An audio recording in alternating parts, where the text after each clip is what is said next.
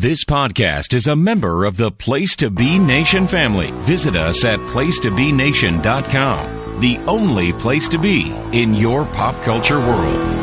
Broadcasting from the state-of-the-art L-shaped studios at beautiful and serene Ho-Ho-Loon Plaza in Vancouver, British Columbia. Greg Phillips and Nick Duke are the Hard-Traveling Fanboys. Hard-Traveling Fanboys! Hard-Traveling Fanboys! Hard-Traveling Fanboys! Hard-Traveling Fanboys! Hard-Traveling Fanboys! Hard-Traveling Fanboys! Hard-Traveling Fanboys! Welcome once again, ladies and gentlemen, to the longest running weekly episodic comic book podcast in all Place to Be Nation. You're fucking with me again. No, whatever. I am Greg Phillips, that voice on the other end. He's got a butt bigger than the Beatles. Is Nick Duke. And we are the Hard-Traveling Fanboys. That may be true about me, Greg, but as everybody knows about you, yes, you must admit you have a stinking problem. I can't deny that. I can't deny any of that. And we are, of course, the Hard-Traveling Fanboys. And we are coming to you live and in person, for those listening on their podcast listening devices, from the L-shaped studio in Ho-Ho-Loon Plaza in Vancouver, British Columbia, Canada. And we are bringing to you the latest edition of the Hard Travelers for Hire series. This is where Nick and I, along with some distinguished guests, go on a journey, movie by movie, through the Marvel Cinematic Universe. And we have not one, but two very special guests with us this week. How many, Greg? Two. Thank you. We have two guests with us this week, and let's cut out all the rigmarole and the prefacing of what's to come, and let's just get right to the introductions here. We've got with us our old friend, the capologist himself. One of our most popular guests, a staple of Place to Be Nation Pop, and Place to Be Nation with Survey Says, along with the brand new hit show Talkin' Pop right here on the feed, as well as Conversation Comics, a.k.a. Todd Weber's Conversation. Tim Capel, how are you, sir? Gregorian X. Phillipsian III. Nuke Nicholas J. Brandenburg, 4th, 14th, whatever I called you. Awesome to be back here. So looking forward to it. A little bit crowded here tonight, but I think that's okay. What else we got going on? Yes, we have a very tight studio, and I do thank you for inducting us into the York Foundation, Timothy J. Capel, the 71st. And yes. And also with us is the host of our music podcast here at Place to Be Nation Pop, the Sunday Groove. Easy Like David Sunday. A.k.a. Easy Like David Sunday. He is easy like David Sunday because he is indeed David Sunday. He is the David Sunday in question. Yes. David, how are you, sir? Yeah, I'm doing great. I had to do it. Just because you mimicked it last week, I had to do it again. Well, since you're doing your easy listening voice, give us just a taste of that Captain Metropolis. I got to have it. Man, welcome to the Hard-Traveling Fanboys. Good to be here. Oh, what about that other voice you did for the upcoming installment of Comic Book Theater that nobody else could recognize? Which one was that again, David? The one where you said Raymond a lot, but I couldn't quite place what you were going for. Oh, okay. That would be my Robert from Everybody Loves Raymond, the older, large brother. Hey, Raymond. Come on. Apparently coming straight out of his appearance in Children of a Lesser God, which is a dated reference. You're really... Or if I haven't seen it. It's a movie about people who go to a school for deaf people. Mm-hmm. Oh, okay. And Nick has brought the show to a screeching halt. That is my lot in life. The quality control on this episode, I think, is setting new standards. Quality control, yes, we do have. The problem with our show is too supernatural. So. We are telling all kind of tales out of school this evening. This is going to be a rip-roaring edition, I can tell. We are all in rare form tonight. Oh, so what are we gathered here today to discuss other than the death of this podcast? We are here, of course. We are here to talk about the latest movie in our journey through the MCU, which is Captain America: Civil War. Now, I know some of you out there, some of the more hardcore, regular listeners of the show might be thinking right now. You might be thinking to yourselves, wait a minute, aren't we supposed to have comic book theater Watchmen this week? Because isn't this a giant-sized week for the Hard-Traveling Fanboys? The answer to that is you need to shut your mouth and let us give you what you want. And what you want is Hard Travelers for Hire for right now. Right, Nick? Yeah, so we had a little bit of a scheduling snafu, as it were, with the old comic book theater. So it will be coming to you at some point. What point that exactly will be, we don't know yet. But until then, we're going to hit you with our regular shows and just give you a giant size whenever we damn well feel like it. Because it's our prerogative, and there's only like 15 of you motherfuckers anyway. That's right. And we are here to talk about Captain America: Civil War, which is God, I don't even know at this point, Nick. How many movies are we into the MCU? Damn it. 1, 2, 3, 4, 5, 6, 7, 8, 9, 10, 11, 12, 13. This is the 13th installment, unless my counting is off. Right. And this, if I'm not mistaken, Nick, is part of Phase 2 of the MCU. No, this is MCU. Does this kick off Phase 3? This kicks off Phase 3. Ant-Man was the final film in Phase 2 for whatever reason. This is one of the... I'm sorry, guys. This is one of the lesser known, underrated parts of the show, I feel like, is Greg saying which phase the movie is in, and you saying, no, it's actually one behind that or one ahead of it. That's true. Well, Greg made the logical assumption that Phase 2 would have ended with Age of Ultron, but it didn't. And ever since then, I think he's doubting himself now about the phases. I really am, because I was They usually are logical assumptions, though. Yeah. I was so certain that Age of Ultron was the end of Phase 2, and when Nick informed me that I was wrong, it shattered my worldview of the way things work. Of the way phases work, because phases are ultra important and not at all just arbitrarily, defined. Indeed. So the Civil War here in Phase 3 of the Marvel Cinematic Universe, which encompasses a bunch of other stuff that comes later that we can't talk about right now. This is the direct follow-up to Winter Soldier, which, spoiler alert, is both Nick's and my top movie on our countdown thus far, as we go through and rank the movies in the MCU that we've watched to this point on our Hard Travelers for Hire series. So, filling some pretty hefty boots here, coming on the heels of Winter Soldier.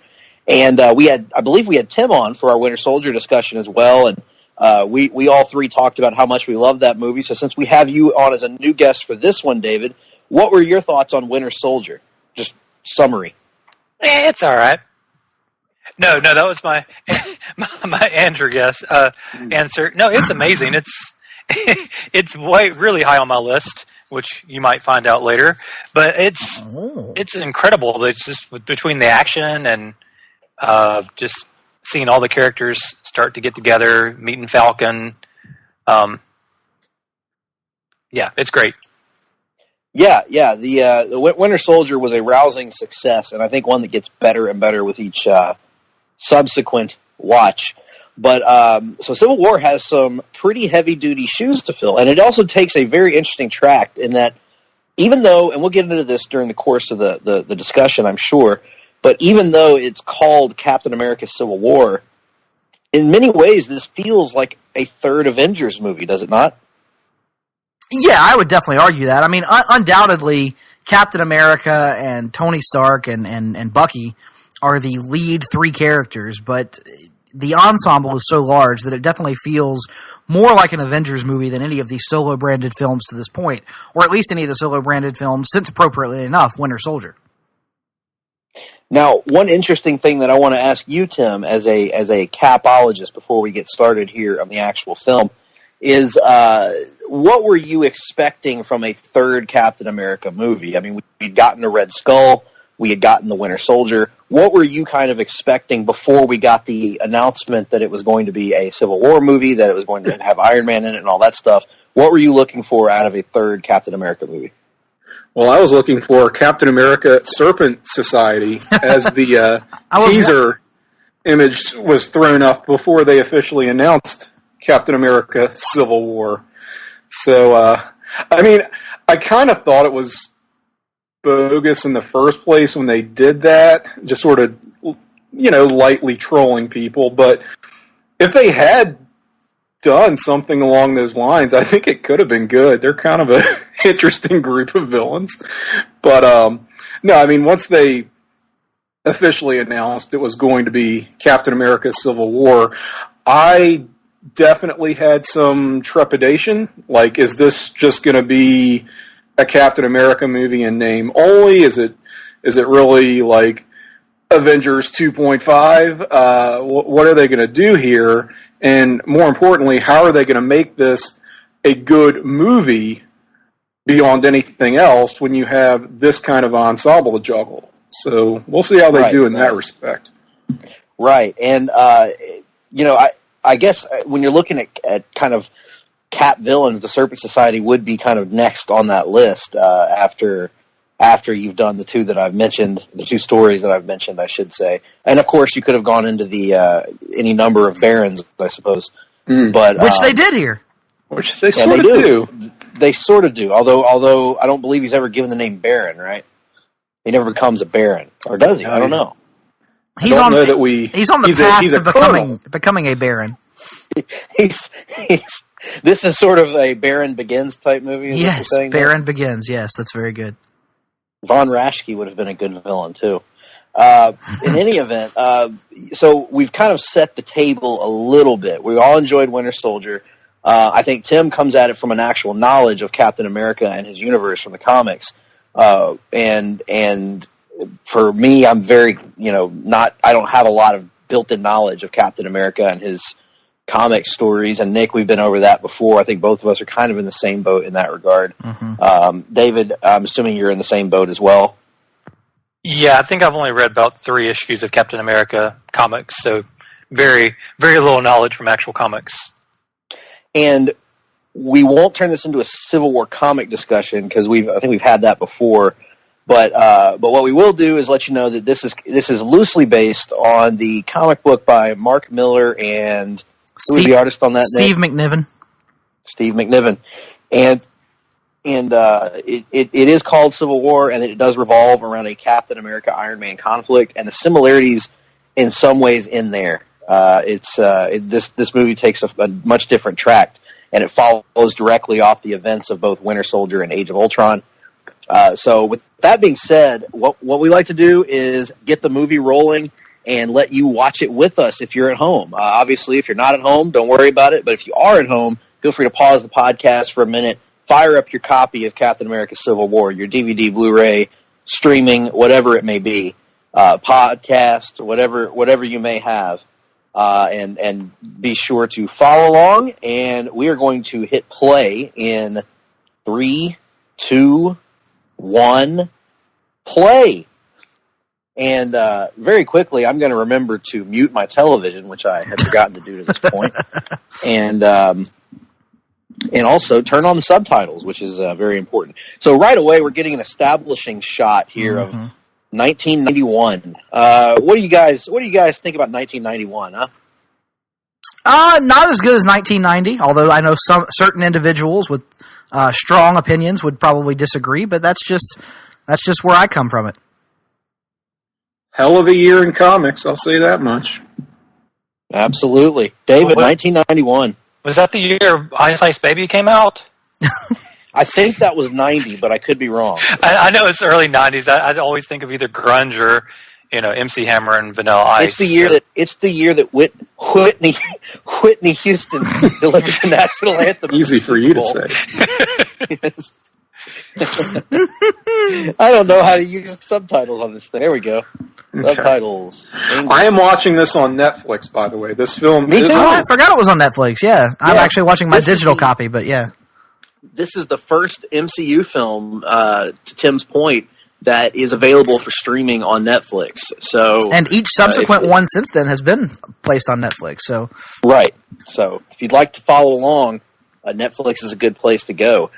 Here is we get the reveal right out of the gate. And this had kind of, I think, been spoiled in the trailers, if I'm not mistaken. But we get right out of the gates a glimpse of Bucky Barnes after having been transformed here into the Winter Soldier in 1991 Siberia. It appears. yeah, suggested that he has been on ice for some time and is being brought out of suspended animation for his next mission, which we're now seeing glimpses of. So Ice Ice Baby was appropriate then. Yes, very much so. Very much so. And given his martial arts skills, the Ninja Turtle rap could have also been yes. appropriate. Or Go Ninja Go. That's true. I really love this framing device that we see in the movie here, where we start out with this shot of Winter Soldier fulfilling this mission that we really don't know what it is. He's picking up these blue IV packets, what appears to be IV packets anyway, and we don't really know what the significance is of the car or the scene, and it's something that we see revisited throughout the film. Really enjoy that framing sequence and how it ties into the greater story. Very cool kind of cold open to this movie, where it's not what you would expect coming into this, assuming you have any sort of expectations other than it's a big superhero jam up movie. But there have also been enough of these at this point where you're kind of used to seeing that Marvel logo pop up before you see anything else, and so to have an actual bit of the movie here, I don't know if they had done it before to this point, but if they hadn't done it very often, and it is, I think what you're saying, like you're saying, a little bit jarring and a little bit unexpected way to start the movie. Mm-hmm. It makes it stand out from the crowd and makes it seem like a bigger, more important. Not more important, but it makes it feel like there is something different about this movie that is not going to be your cut and dry, typical superhero romp that you might expect, and I appreciated that. So I have to be honest. The first time I saw this movie, I was kind of taken aback by starting the movie with Bucky as the Winter Soldier, because I feel like he was kind of underserved a little bit in First Avenger, but ultimately it doesn't really impact in a negative way at all, because this movie does enough to get you to understand and know and care about Bucky to the degree that I would argue that you really don't have to have seen the First Avenger to get. I mean, there are nice little nods here and there, but if you haven't seen the First Avenger, I think you're fine just being dropped in here as long as you've seen the Winter Soldier.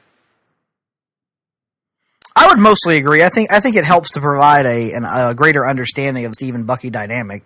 So I think you can get some added value out of having watched it, but I don't know that, like you're saying, I don't know that it's necessarily essential.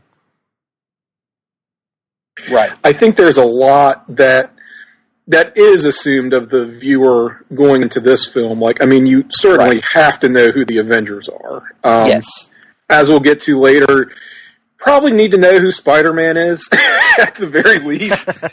But we're not there yet. We'll be coming up on that soon, not to jump ahead here. But it's just, there is a lot that is assumed of you as not just a comics fan necessarily, but at least a viewer of the Marvel Cinematic Universe up to this point. Not that you've seen every movie, but Avengers, yeah, Iron Man, probably some Cap.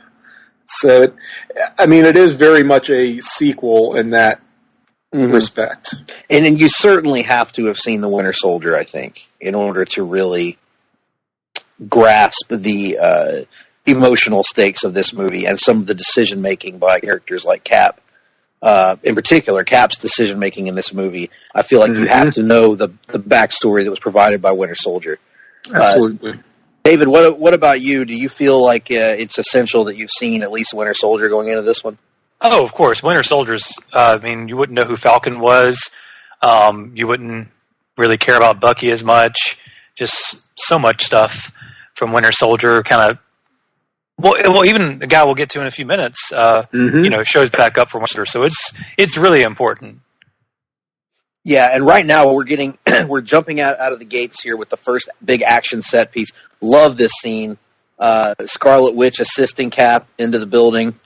This is just a great example of the Russos and their superior action scenes. They really stand out in the lot of the MCU. If I was ranking my 5 favorite action sequences in the MCU, probably 4 of them would probably come from the Russo brothers. And this is probably one of them, actually. I absolutely love this one. And it's also a good usage of a villain that I know you have some affinity for, I believe, Tim, which is Crossbones. Yeah. I'm somewhat torn on this entire scene. I will say I love just the opening action that we get out of this. Like you said, the great fight choreography and direction.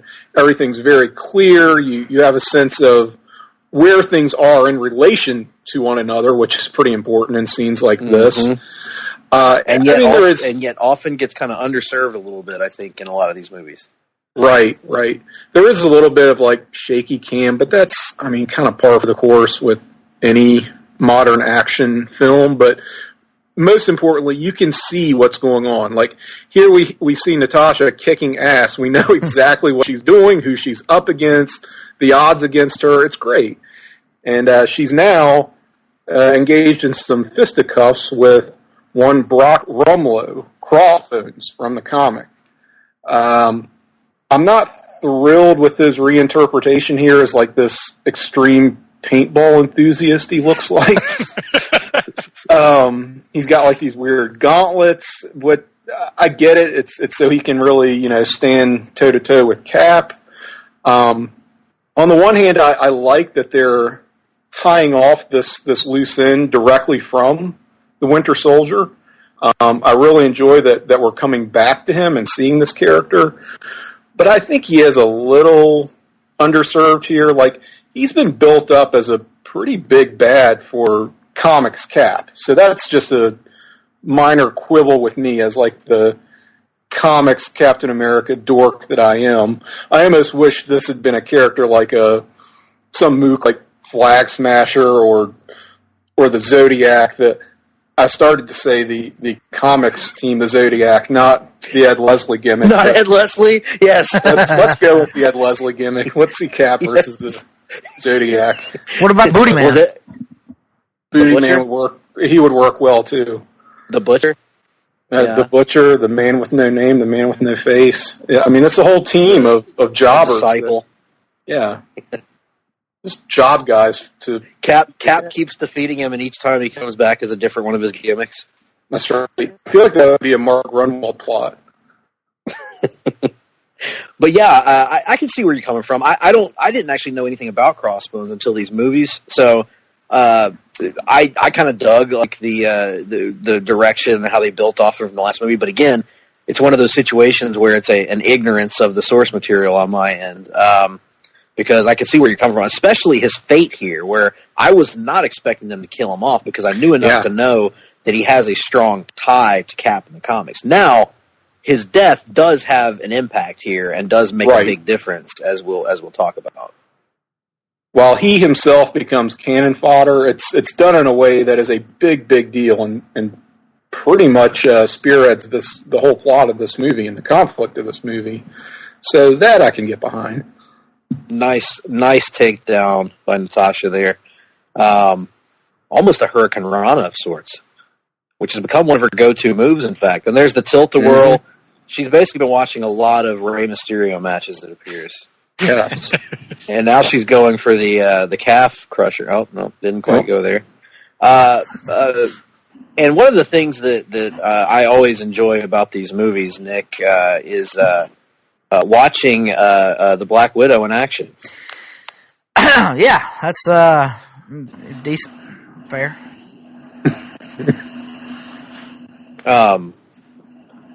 Now, the Falcon we see here, well, we haven't talked about Falcon yet. Falcon is a character that was introduced in Winter Soldier, and for me, I was actually talking about this character to someone the other day, about how Falcon has been one of, I think, the least expected favorite characters for me out of the MCU. Like, for whatever reason, I took to his character instantly, and I don't know if it's his everyman thing, the fact that he doesn't have any powers, that he's kind of this regular dude that's thrown into the midst of all of these, super spies or super soldiers or gods or tech wizards or whatever. But the Falcon in the movies has taken off for me and really become one of the characters I look forward to seeing the most in these movies. Yeah, he was sort of the big breakout new character coming out of Winter Soldier. Granted, he's Cap's sidekick, whatever. But there was a really good introduction to him. Didn't see too much of him in Avengers Age of Ultron, but I really did kind of like his cameo in Ant-Man. I like, well, more than a cameo, really, but I like the way that they did that. Just how he's not like this A-list Avenger who's meeting Scott Lang for the first time. He's sort of the B-plus player, if you will. And I don't know. I thought that gave a nice touch to his character, and he really gets he's well served by this movie. I'll say that. And here we just saw Crossbones explode and take out half a building, courtesy of Wanda, unfortunately. Yes, and Wanda, sweet dear Wanda, who is who is going to deal with the ramifications of this for quite some time, and kind of the event that sets in action everything that we're to see. And we're about to see, I was about to throw a question to you, David, but we are about to see one of the most incredible examples of de-aging I've ever seen in a movie. One of the best special effects in general I think I've ever seen in a movie. This is remarkable. It's almost uncomfortable. Yeah, yeah. Like, we see here the return of Howard Stark, obviously, who we saw in Ant-Man as well. But we're seeing a young Robert Downey Jr. essentially on screen, except it's the current old Robert Downey Jr., but they have digitally de-aged him, and they've done such an incredible job on it. There's not that uncanny valley that we often talk about with the Justice League movie, for instance. It is not a Grand Moff Tarkin and Rogue One situation, put it that way. No. Just incredible work here. Before we delve into young Tony Stark here, Falcon, I know, David, we've talked about Falcon before. What about Falcon kind of stood out to you? And or is he one that you enjoy as much as I do?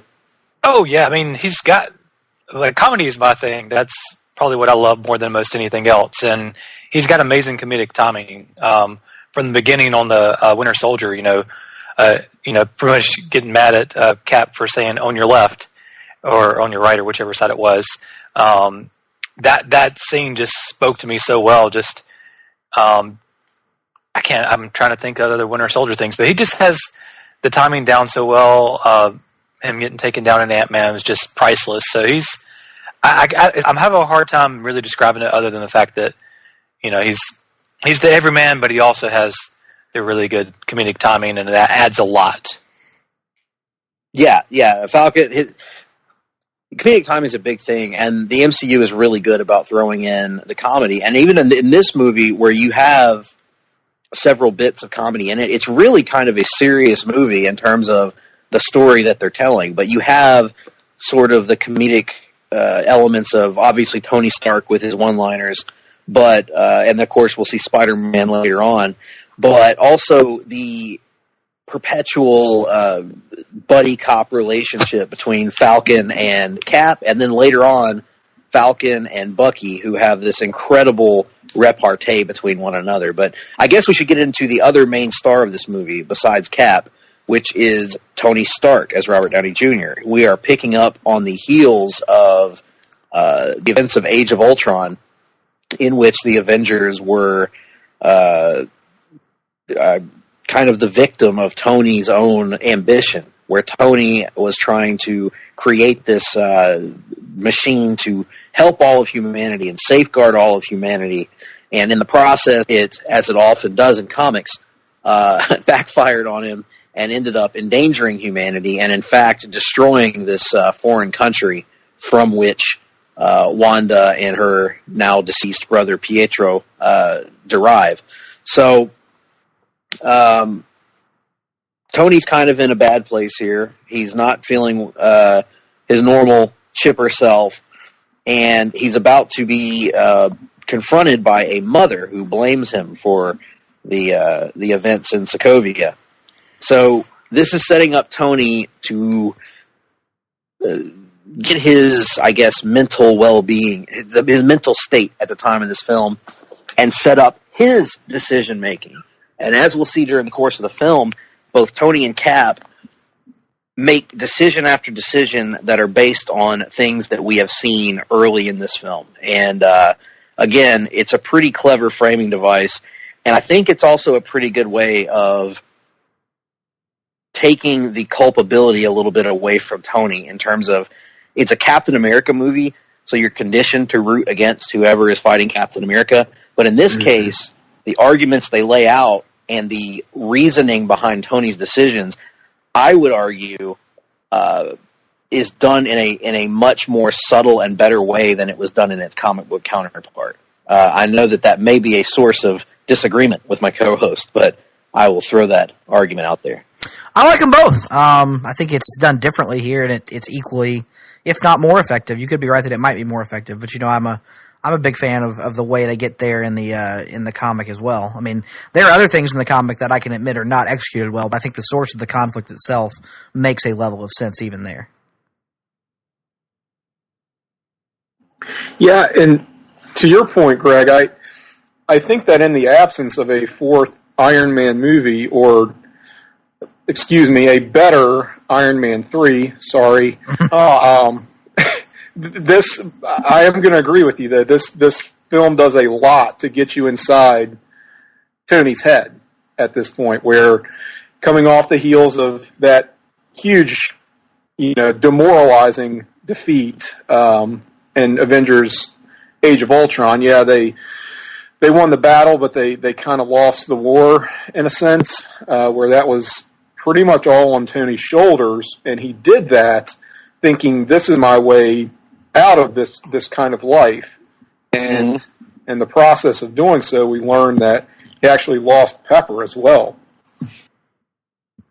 Yes, and I think it's important to divide the movie down the middle, because I took the side of Tony in the film, actually, because I think both of them have great points, but I think Tony is trying to err on the side of somebody holding us accountable for what we're doing, and Cap is taking, and it's almost the exact opposite of the way you would expect if you look at the stereotypes of these characters, because what's the stereotype that people that don't read the comics or watch the movies think of Captain America? They think he's a rah-rah patriot Boy Scout character.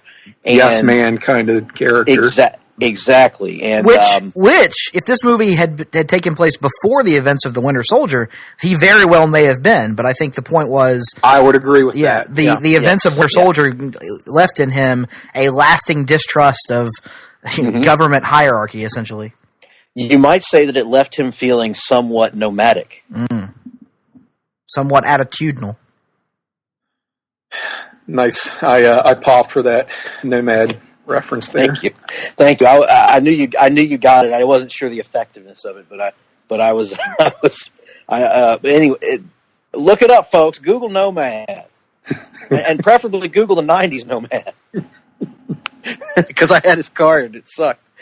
He had Fabian Nicieza wrote that series, the '90s Nomad series. I think Fabian Nicieza wrote every series at some point.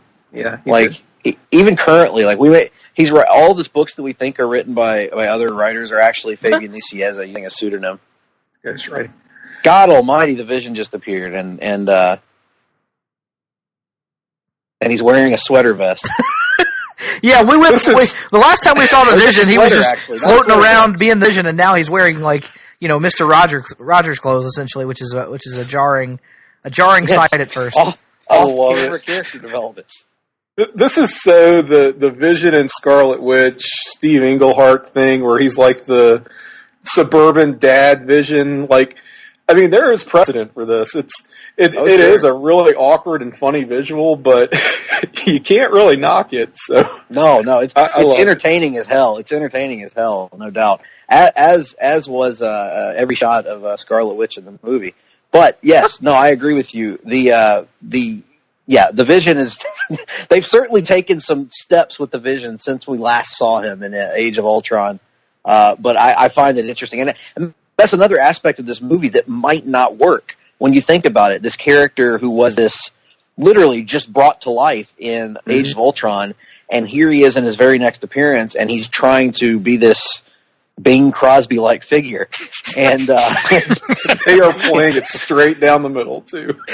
Yeah, but it works because over the course of the movie, his motivations become clear. He's trying to become human. He's trying to understand and become this. Have this sense of normalcy, I guess you would say, and understand the human experience in a way that Ultron never did, and. It makes sense over the course of the movie, but it is jarring, as you say. We have the central conflict laid out here. The government, which I feel is like the catch-all term for every villainous group in comics in DC and Marvel. It's just the government is trying to do this thing. But in this case, the government, representing multiple national governments, are opting to present this initiative that will require the Avengers to register with the government, register what their powers are and all that stuff, and to limit their, if I'm correct on this, to limit their ability to do things, basically, unless they're approved by these various committees or what have you. And this proposal kind of splits the Avengers down the middle and leaves some of them siding with Cap, in that Cap says, no, we're not going to do this. We're not going to be a puppet for the government. And Tony sees it as a necessary move to keep them in check, because Tony is now gun-shy after everything that's happened before. Is that an accurate description, or would you guys characterize it differently? No, that's a pretty accurate description, I would say. Although I would like to point out here the appearance of General Thunderbolt Ross, making his first appearance since the Incredible Hulk. So 8 years. Acting significantly differently than he did in the Incredible Hulk. Yes, but he does. To their credit, since it is a different version, they do give him that little monologue about how his heart problems have changed his perspective on the world. So they at least attempt to explain the massive change in personality. Because you're right, a much more docile and peaceful and diplomatic version of Thunderbolt Ross than we had seen when last we left him. Well, he's gotten a promotion. Oh yeah, he has. Yes, he is now the Secretary of State. He could indeed become the peacemonger at some point. Who? Him. I just learned this past week even existed. Yep. Well, I mean, the hate monger. You need something to complement that. Yes, there were the four monger. The four. You have the four pillars of Japanese wrestling or what have you, and you have the four presidents of Mount Rushmore. Well, the four mongers. Wait. Who are the four pillars of Japanese wrestling? I'd like you to tell us in your own distinctive style. I believe that those would be Misawa, Kobashi, Kawada, and Tao. Don't look at me, dude. That's fine, Greg. I'm gonna do the impression in my head. I'm just gonna hear you say it in my head the way I'd like to hear it said, but that's neither here nor there. I'm not gonna do that right now. We're in the great country of Cleveland right now. That's right. With our first look at the man who will become, potentially, has characteristics not unlike an individual who could one day become Baron Zemo. He gave some weird eyes back to that guy too. It was kind of like almost bedroom eyes, he gave it to the guy. I don't really know why, but He's probably desperate when you find out what's happened to his wife and family. I mean, God. Were they hungry eyes? they were indeed. Now, this is a pretty cool freaking scene, by the way, because you've got this almost this like the the Nazi soldiers from World War II. This is like an ex Hydra guy, right? Who is hiding out, and Zemo finds him. We don't know who this guy is at first, obviously, that finds him and strings him up and is torturing him. So actually, you're like, hey, why not torture him, right? Yes. Did you pick up on how he found this guy? No. Refresh me. He mentioned the files that the Black Widow leaked at the end of Captain America: The Winter Soldier. There you go. So we're seeing some ramifications from her actions there that are not entirely positive necessarily. So they've sort of cast some moral ambiguity on that activity, which I thought was some nice shading there in this, yes, picking up on that. That's a great pickup, Tim, because this movie is layered with really clever and subtle shades of gray writing. Like Vince Russo would probably masturbate to this movie because of the shades of gray, but in a good way. Not that there's a bad way to masturbate, I suppose, but Well, if it's incestuous, I mean, these are his brothers who. Yeah. I would suggest oh my that. God! Boom! You're right. Joe and Anthony Russo, who directed this film, they claim that they are no relation to Vince Russo. Well, they don't claim it, I'm sure. Other people on their behalf claim they're no relation to Vince Russo. But do we know that to be true? No. No. And so Vince Russo, who was a fan of shades of gray writing, would probably enjoy, perhaps sexually so, a film in which there are so many shades of gray. Because, to your point, it casts even some aspersions on what Black Widow did in the last film, but also we're left having philosophical debates between the heroes here, and everyone's kind of raising good points. There's also the aspect of Zemo himself. God, it's awfully hard to just outright hate Zemo because his motivations make sense.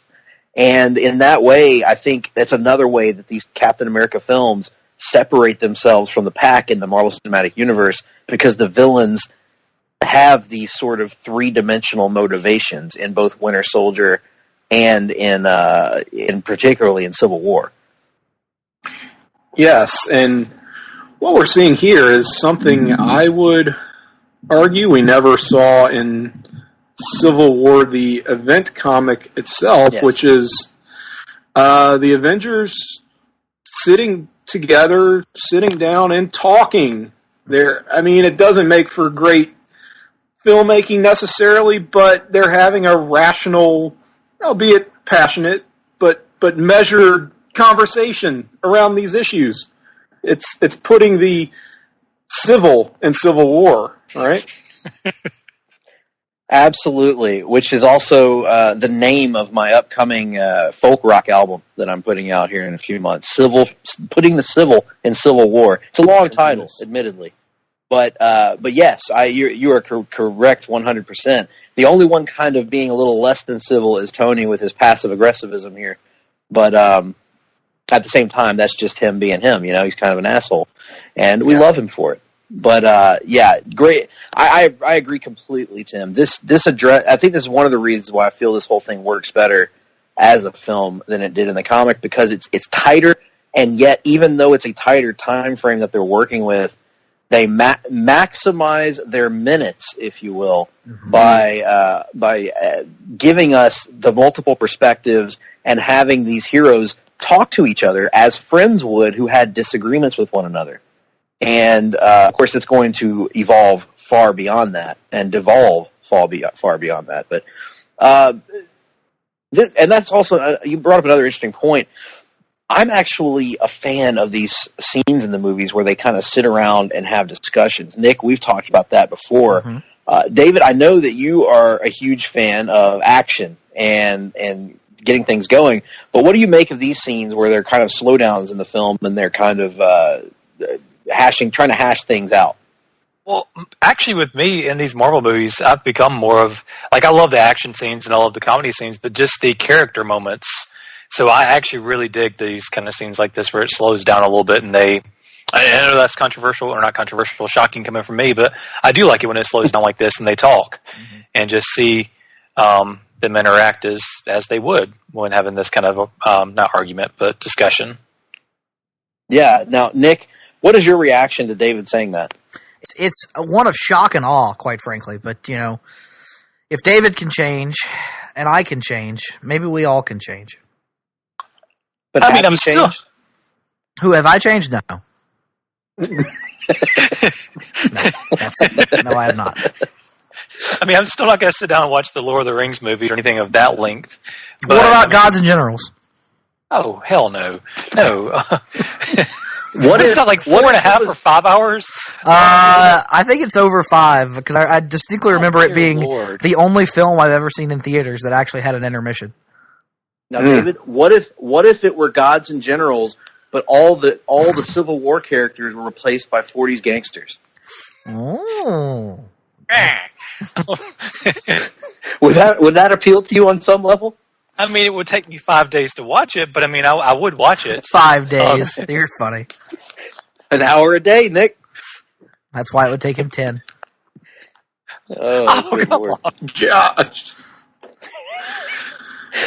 Oh, so here. Okay, all right. This is just heart wrenching, is what this is.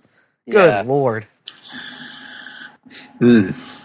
Poor Peggy Carter, who particularly for this movie came out, I believe, right after the cancellation of Agent Carter, and or right around that time anyway. And for those of us who have watched the show, for those of us who had seen Peggy Carter's character beyond just the movies, there's a strong emotional attachment to her character, and just a very heartbreaking scene, and the way that I feel like every time that the three of us get together, Nick and Tim, we always end up complimenting the acting of Chris Evans and just how much we believe him as Captain America.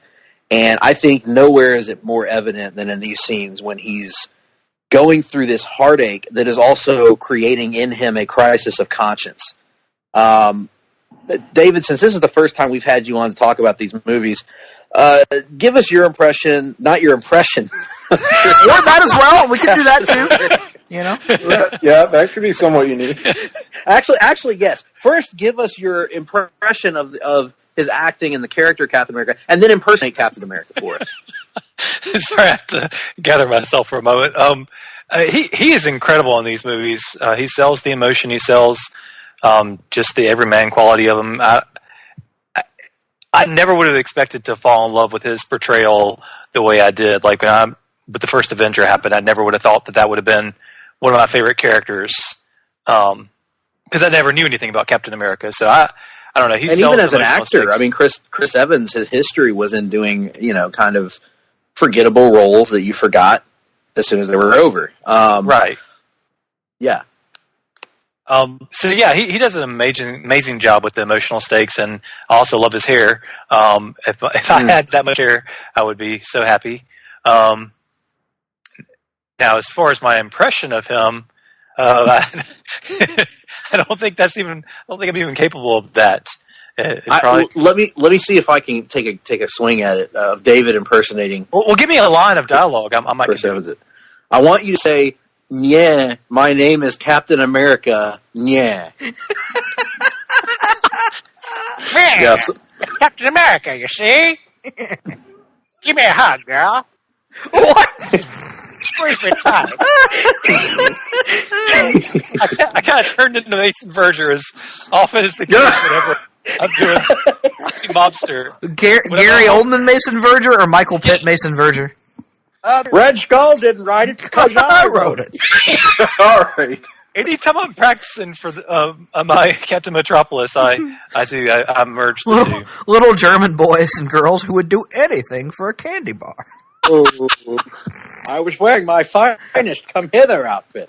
Hey, now this is a huge landmark moment that we're joking around right here, because this is the first appearance of Chadwick Boseman as T'Challa who will later become Black Panther. We have seen T'Chaka just a few moments ago on screen. And this is Sans lazy eye at this point, which is clearly not yet vibranium poison T'Chaka. He has got regular eye as opposed to lazy eye. Now it's kind of like, to me, it's kind of like Force Anakin in Star Wars. How I never really understood why his ghost version would take up the old and feeble version of himself instead of his prime and youthful self. Why did the Force Ghost version of T'Chaka adopt the lazy eye? I think he was trying to appear to him, as in the most... I don't know. I can't answer that. In the most uncomfortable form. Yeah. Perhaps the passage from the real world to the spirit world jarred his eye loose somehow. Do we know what caused Shawn Michaels' eye to go lazy, by the way? I'm assuming he's the white Wakandan and vibranium exposure did it. Eventually, Chris Evans is also going to develop lazy eye. I think that's the twist we don't see coming in Infinity War. So this is a huge landmark thing to T'Challa and T'Chaka, but particularly Chadwick Boseman here as T'Challa.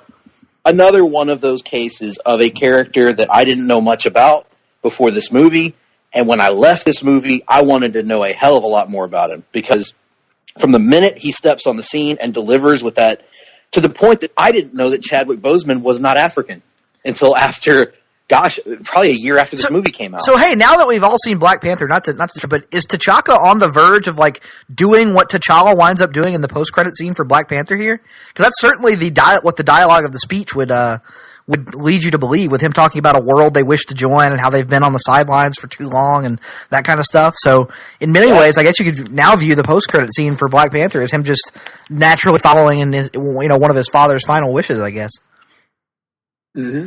That's how I would read that. Yep.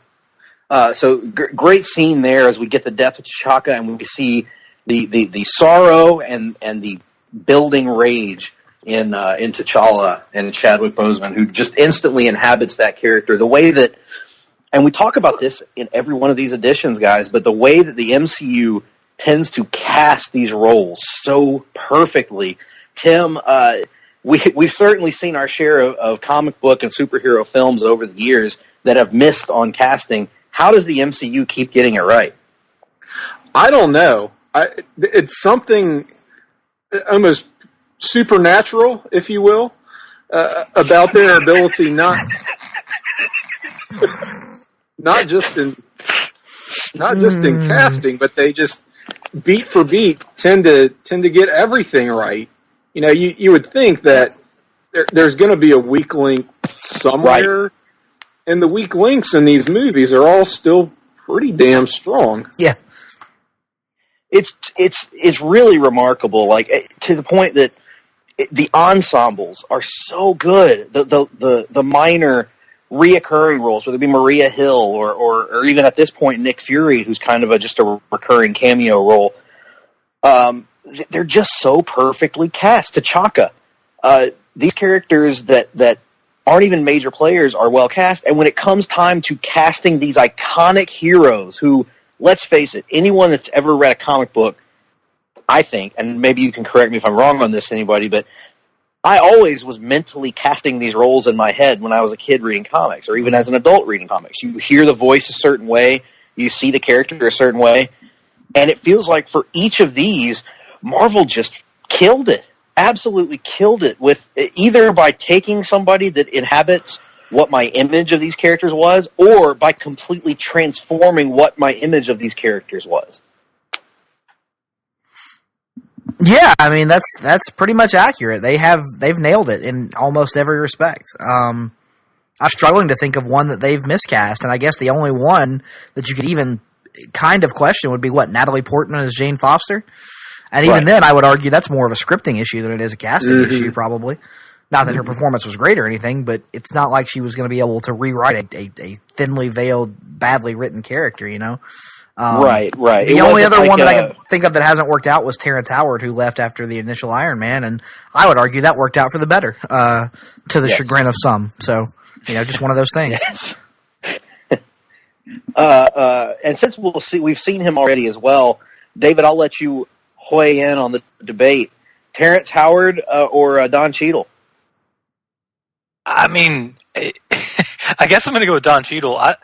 Even though I watch Iron Man, the original one, a lot, I can't remember a whole lot about Terrence Howard's performance in it. Like, to me, it's not that memorable, and I know that's probably I know it pisses off one person, but yeah. No, it doesn't. He would have to listen to our podcast for that, for him to be pissed off by that.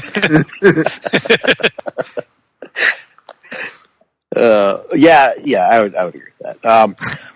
We also, now this is another element that we got to get into because it's the Hard-Traveling Fanboys, and it would not be an episode of the Hard-Traveling Fanboys if we didn't talk more about incest. So, how, now this isn't necessarily incest per se. What? But let's talk about the familial ramifications of Steve Rogers, Captain America, who we see here accepting an envelope, being intertwined romantically with the granddaughter, is it? Niece. Great niece, I believe. Great niece of Peggy Carter, who he was also intimate with. Were they ever actually kissing? I don't think they were ever actually intimate. They didn't have time for such things. No, they did not have relations. No. There was intent. There was no right. There was a relational intent, but I have relational intent with Scarlett Johansson. That doesn't mean I've had relations with her. Right, but she's saving a dance for you, though. Oh my god! If only. But Nick, if you had a sexual attraction to one of your ex-girlfriend's granddaughter, would that not be somewhat alarming? Again, not the granddaughter, the great niece. I think is the great niece. Either let's stick with it here. Let's move 100 years in the future though, because this is incredibly creepy otherwise. Listen. Isn't it a little creepy as it is? Well, what do you want? What do you want him to do? Pick up chicks at the nursing home? Like, what exactly are you looking for here? No. I'm not. My problem is not the age. My problem is the fact that she's related to the love of his life. And I would point out that he didn't realize that until literally like 20 minutes ago. So, like, what is he supposed to do? Just automatically dismiss it out of hand? No, I say you gotta see where it goes. I would suggest that in Winter Soldier, there was no real indication that he was sexually attracted to her. I would disagree with that, seeing as how he basically asked her out in the laundry scene where she was doing her laundry in the hallway and she turned him down. And then he found out she was a spy and he was no longer interested in asking her out. He was still attracted to her. He was still into her, Greg. Yeah. We are now in Bucharest, right? Yes. I love all the globetrotting in this movie. We started out Nigeria, and went to the United States, and then got the scene in London. The Sokovia Accord signed in Vienna. Siberia. Yeah. There's Siberia. A little costuming thing I noticed during my most recent rewatch was the Winter Soldier wearing gloves in that one because he's paranoid about leaving fingerprints behind on just about anything because he knows people are looking for him at pretty much all times. That's what I took out of that scene where he was handling the plums anyway, is that he is wearing gloves no matter what. I thought that was kind of a cool thing. Yes. Oh, wow. That is cool. Another great scene here. As Bucky surprises Cap here in this loft, this apartment, if you will, and it sets off another. Intel was on point. Yeah, she knew where he was all along, actually. So Bucky and Cap, they're going to have a little issue here. The cops are going to burst in. We're going to have a brawl, and it initiates one of the great long action sequences in the MCU where you get and in fact, this is the scene I was thinking of earlier when I was talking about my favorite MCU fight scene. This is a great one. If you consider this one giant action piece, it's incredibly well done. Cap wants Bucky to be safe. Bucky wants to avoid capture. The cops, of course, want to bring him in. And we're going to be introduced to this third party here in a minute who's also interested in revenge. So just a litany of cool moments here in this scene. Well, going back to your observation earlier about the Vince Russo-esque writing potentially here. We do have his characteristic overbooking in this film, but this is also in spite of that, very coherent movie. So I'm not sure if the analogy really bears out. Very because true. it's quite an impressive feat to, keep all these balls in the air, have so many characters, even introducing new characters, and have this all sort of still come together. I mean, you really have to hang on to every word, though. It's packed in terms of plot, but I think that it does reward the discerning viewer. Completely agreed.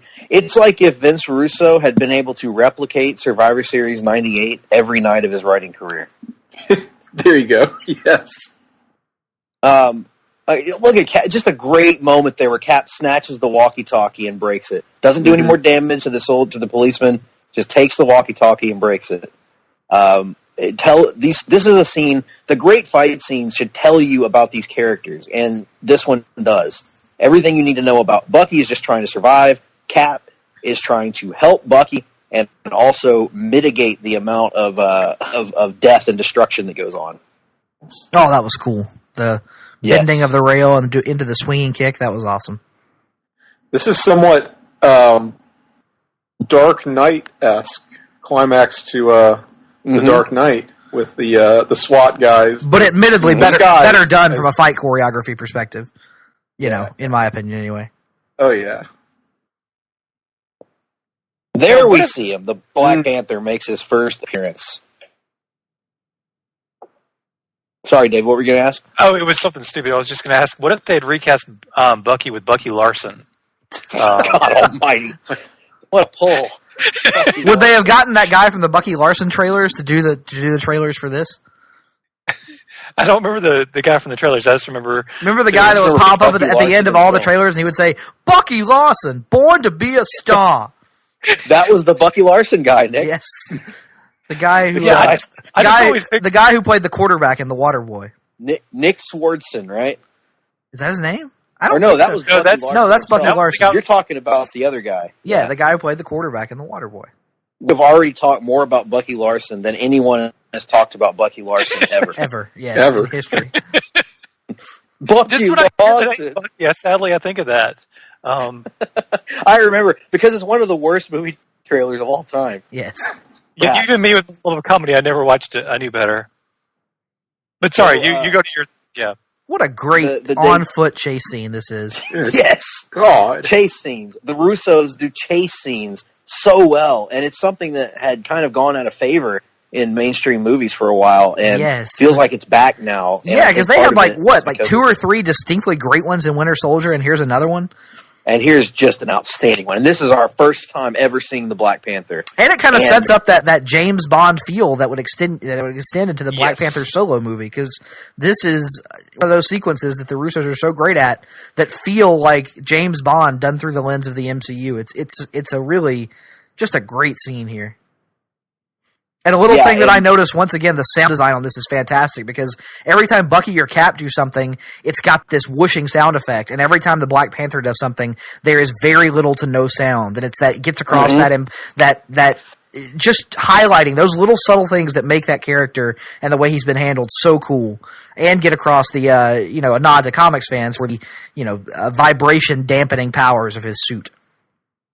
Yeah, for a first appearance of a character, it's hard to get much better than this, because if you come out of this scene and you don't think, holy shit, Black Panther's a badass, then I don't know what to tell you. Yeah, I remember we were all pretty instantly excited for the Black Panther scene. The motorcycle bit from Winter Soldier, too. Amazing. Yes. Great stunt. What were you saying, Nick? Sorry. No, I don't even remember. A scene like this, it strikes me how foolish it is to kind of wait and sit on the Black Panther so long and that's not a knock against this movie, but the fact that it took so long to introduce that character on film, only because he looks just so fucking awesome. Yes. And you have to do so little to make him look awesome. I mean, it's just a naturally great, very cinematic character design. and it just kind of didn't happen for so many years. Oh, God almighty. This is awesome. Yep. Cap. Oh, Cap Panther. with the slide out of the car. That's And the showdown now. Got War Machine on the scene. now we're all just sitting here watching the movie because it's gotten so damn good. I know. This is what happens. Not that anything What's the before it Johansson wasn't moment? good, but good lord, this is just like business has picked up. An old-fashioned Central American standoff, we call this. Uh-huh. Falcon just kind of like been taken down. There's Falcon. Hey, I don't even know these guys. I was just my here. bad. That's on me. Listen, That's on me. and then instantly the nobility of T'Challa just taking his helmet off and exposing his identity because he wants people to know exactly who the hell he is.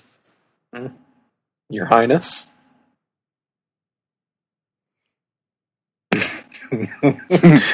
A pinch of paprika. The Now we Vision have cooking about as well as I do.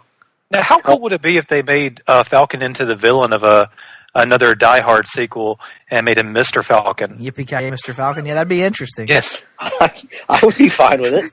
I mean, we've gotten at this point in the Die Hard universe, like it's been beaten into the ground, and I feel like that could be a way to revise it by having a villain named Mr. Falcon, and if it was the Falcon. I still haven't seen A Good Day to Die Hard. I suppose I should I haven't force either. myself to do that at some No, point. you shouldn't. You shouldn't. It is god awful. After Live Free or Die Hard, I could take no more. Oh, I guess I haven't seen it either, if there was one after that. Yeah, Wow. there was one called A Good Day to Die Hard that had the son of John McClane. Yeah, he did one with the daughter and one with the son. You Played can by an keep actor it. that doesn't really have a whole lot of, I don't know, presence at all. He's just kind of there. Nick, Vision just used the word that of my favorite D-list Batman villain, amygdala. Amygdala, yes. I'm a film freak guy myself, but I also have a large appreciation for Amygdala. I always took you for the Cavalier kind of guy. No. D-list, I would go film freak, and then what would you classify ventriloquist as? C or B-list? Oh, he'd be probably B-list. I'd Okay, say. well that's my B-list guy. Two-Face obviously is my A-list guy, and I'm not really sure who falls into the C-list category. But once I know that, I'll get back to you on my C-list. Yeah, guy. yeah. She may, however, be more interested in his epididymis. Oh, We got to get some sort of like implied sex scene at some point between these two, just so that the Russos can give us their idea of what the mechanics of it actually are. yeah. Or I'd be her fine in a with Scarlett Johansson scene and it wouldn't work. I'd be fine with that as well. Story-wise, I don't know how they'd make that happen, but I would be more than behind it. I will say this: if you remove all the subtext of it, I just recreate the scene from Old Boy with her and Thanos. All right. Oh my god, I hadn't thought about that.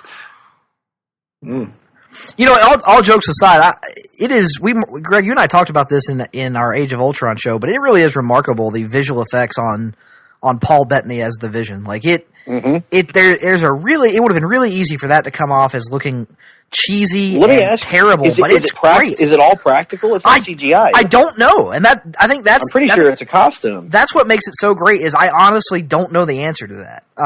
Tim, do you know the answer to this? I think it's a mix. I Yeah. think it's a mix of practical and CGI. It would almost have to be, but it's so seamless, the two blended together, that I don't know what it is, but it's fantastic. I just think it's outstanding that Paul Bettany started out doing a voice role and then had this opportunity to become a live performer in these films, because that was not like a logical through line of, Tony Stark's Jarvis AI becoming Vision. Like that's not that is not the origin of the Vision at all, and yet that's where we are, and it works so well, and I love it. Yeah, it's incredible. These movies have made so many changes for the better that work in a way that if they had kind of gone literal with the comic adaptations, probably wouldn't have worked. And all that makes sense to me. I mean, the way that they've gone with the Vision, Scarlet Witch, and her backstory. Because obviously with Scarlet Witch, you're handcuffed. You can't include the Magneto element. You can't include the mutant element. But they've done a good job through just a movie and a half at this point of making Scarlet Witch feel like a character that you can invest in and that you can care about. And here is our first meeting of Everett Ross. Oh, yeah.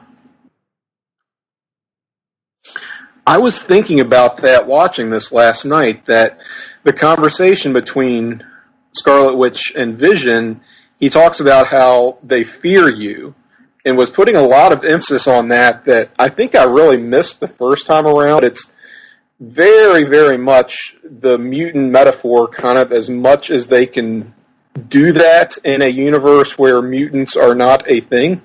Mm-hmm. So I was somewhat impressed by that, because her powers are so much different and on kind of a different playing field than the rest of her teammates, that it does make a degree of sense, him emphasizing that, and is a nice callback to her comics history.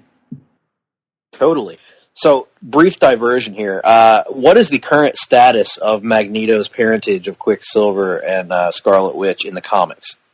Didn't they retcon that out at some point? Yes. I believe it's currently not a thing anymore, but it's been gone back and forth on, based on my understanding, a few times over the years. So Tim could probably give you more on that than I could. But I think I read a CBR piece like 3 or 4 months ago that said it was currently no longer a thing. Right. He started out, Magneto was not their father. Then the retcon came in the 80s. He was their father. Now they have retcon of the retcon, and he is no longer their father. And it seems like a lot of that would have been done to just sort of distance those characters from not just Magneto, but being mutants, period. So it might find its way back in now that these issues are somewhat irrelevant. Yeah. I hope so, because I always like the parentage aspect, and I like the fact that they were kind of like the bridge between the X-Men and the Avengers worlds. Mm-hmm. But now we're seeing the conflict kind of the most brought to the forefront. The most Tony Stark breakup comment of all time. It's nobody's fault, which clearly implies that it's his fault. And here he is, like, just hand-waving away practically everything he learned from Iron Man 3, explaining finally why he didn't just stop being Iron Man, as was the implication at the end of the movie. Yeah, Which I am glad they followed up on that. Yeah, they thought they needed to, because it didn't really make any sense until they did.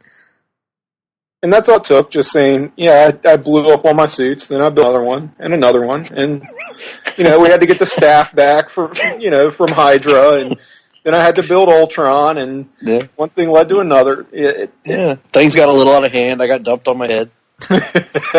Don't you mean dumped on his noggin? We are seeing somewhat of a thaw here, teased at least between the two of them. Cap is hearing Tony's side of things. Yeah, I feel like, again, another great job of making both sides feel human and making both of them feel... Because at this point, to your guys' point, it's still hand-waving because, the end of Iron Man 3 seemed to imply one thing that wasn't really followed up on. But, again, I'm glad they addressed it. Me too. That's all it takes is at least acknowledging that it happened. Mm-hmm. It's weird. Even though Tony's excuse is weird, I changed my mind. It's weird, Greg, and I think you and I have talked about this before. It feels like now that Iron Man 3 might be the one movie in the MCU that they've kind of tried to ignore more than any other for whatever reason. I have my own issues with Iron Man 3, but I'm with you on the fact that once you make the decision to integrate it into your universe, you've made that decision and you should kind of deal with it for better or worse. And it seems like they make these efforts. And it would have set up a better Age of Ultron, I think. Right. If they had just followed up on what they did. Mm-hmm. Yeah, and so it's interesting to me that they seem to be distancing themselves from a lot of aspects of that. Yeah, you want to talk about retcons? That's a movie that's almost entirely been retconned. Yeah. Out of the MCU at this point. Cap is now pissed after hearing that Wanda is effectively under house arrest. He started to sign. Yeah, he was on the verge of signing until he casually dropped the Wanda bomb on him. Mm-hmm. Now, does everybody's viewing of the scene change at all with the later knowledge that you get that Cap? Because at this point you think, okay, Tony is kind of holding stuff from Cap still. He's not being 100% honest with him at all times. But then at the end of the movie, you find out that Cap's been holding this from Tony, this important thing from Tony for so long. Does that change your viewing of that scene at all? A little bit. A bit. Kind of has to. Like, Cap can't sit there and get sanctimonious about Tony, holding things back when he's holding back arguably like the secret of the biggest thing that's ever happened to Tony in his life. Like, that's, at a certain point you kind of got to admit your own fault there. And it's one of those things that, for whatever reason, Cap isn't really willing to do at this point. Yes, it robbed Tony of his chance to get closure with his parents, to get a level of reconciliation with his dad in particular that he was searching for, and Cap's been holding that back. So it's interesting to look at it from that perspective. It doesn't ever address how long he had known it, though. Did it? Did it ever? Like, it just that's said that he did know it. I was just curious when he learned it. Yeah, they never really explicitly say, based on my memory, but I get the impression that he knew at some point during the events of Winter Soldier. Essentially, I don't know. Okay. I don't know why I feel that way, but like that's kind of what I feel about it.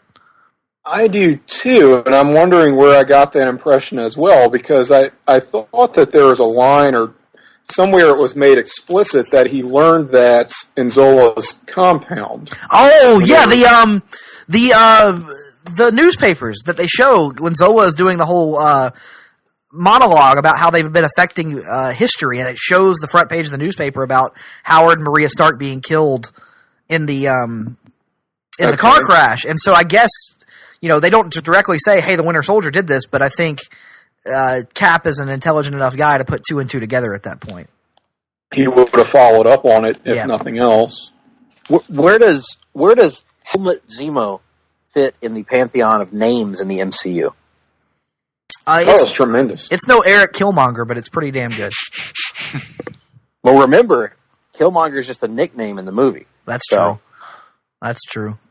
Now, was Jeff Bridges ever actually an Ironmonger? Was that ever his name? Sadly, no. His name was Jeff Ironmonger. That would have been awesome. Actually, that's a good point, David. Obadiah Stane is still a pretty damn comic book name. I just like to imagine Obadiah Zebediah Kilgrave as well. Yeah. What is that a thing? Possibly. Was there ever a Jedediah? Or a Hezekiah? Jedediah it would be an Amish villain, I believe. But I think he was one of Cannonball's siblings in the New Mutants or something. What another just... He's invulnerable when he's blasted. And he's blasted. He's non-vulnerable when he's non-vulnerable. Not just invulnerable. Non-vulnerable when I'm blasted. And so you're saying that Cannonball had fighting spirit in those moments, is what you're saying?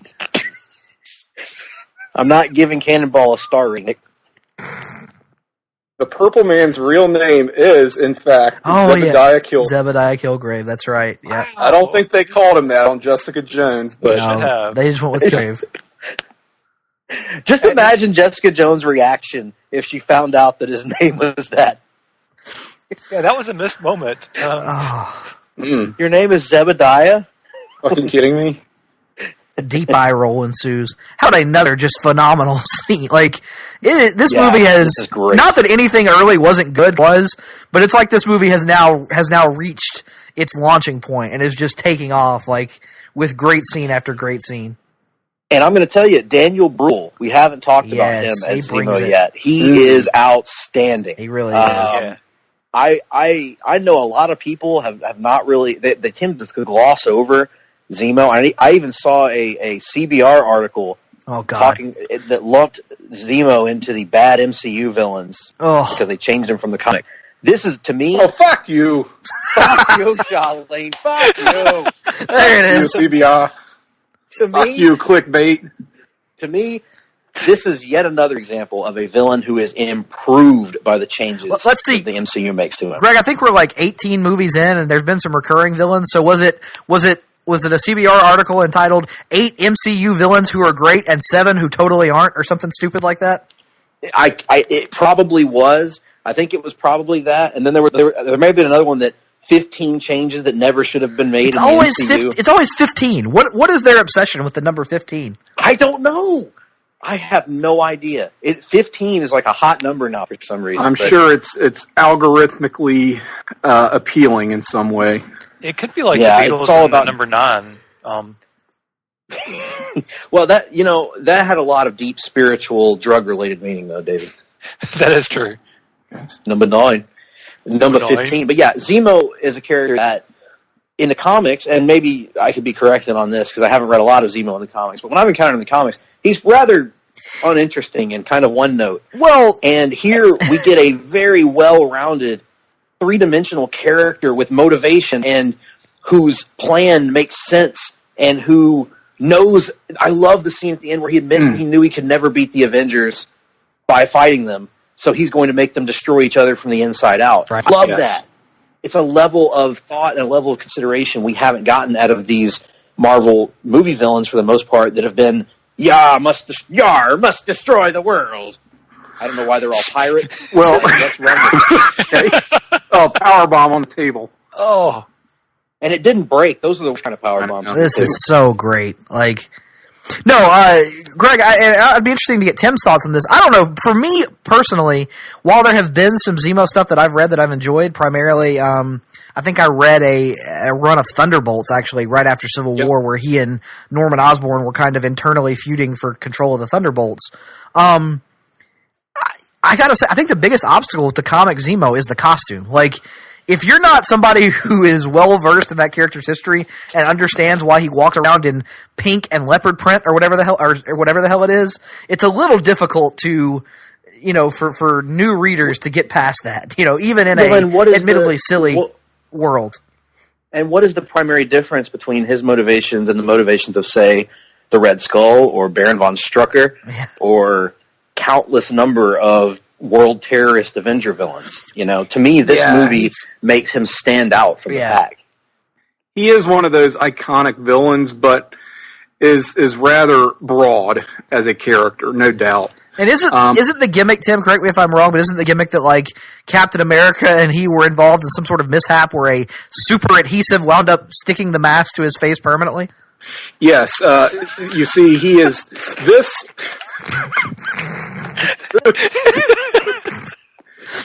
This Zemo who you're describing and who we're seeing in this movie, his father was the original Baron Zemo who died in battle with Cap. Right. His son comes along, and yes, it was called Adhesive X, and turned his face into...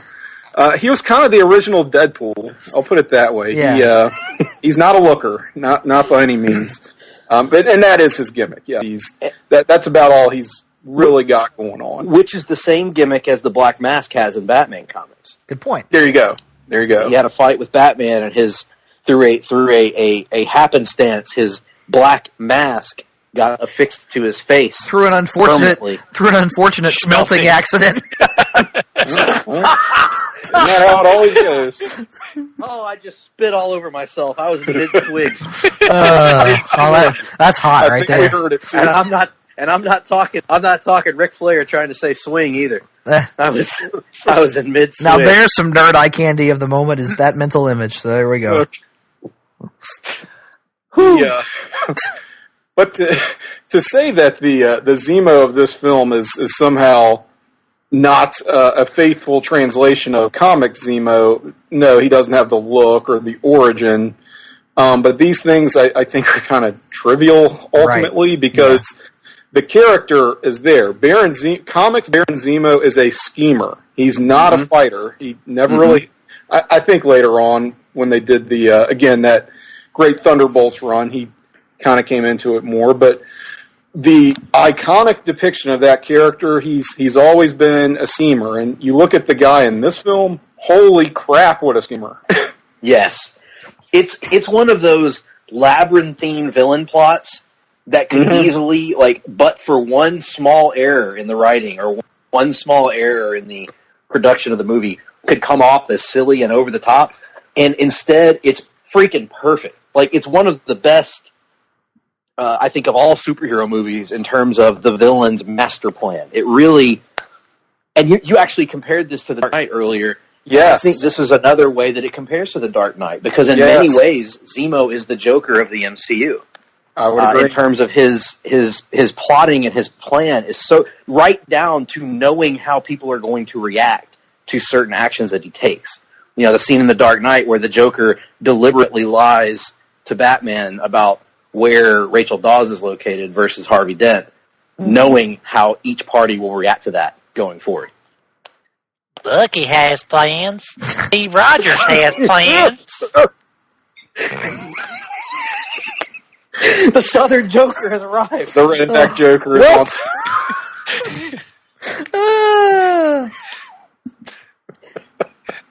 Come on, sir. For the little, does it look like I have a plan? Or do I look like a guy who has plans? Do I look like a guy with a plan? Now, how come they never offered Baron Zemo his phone call? That's what I want to know.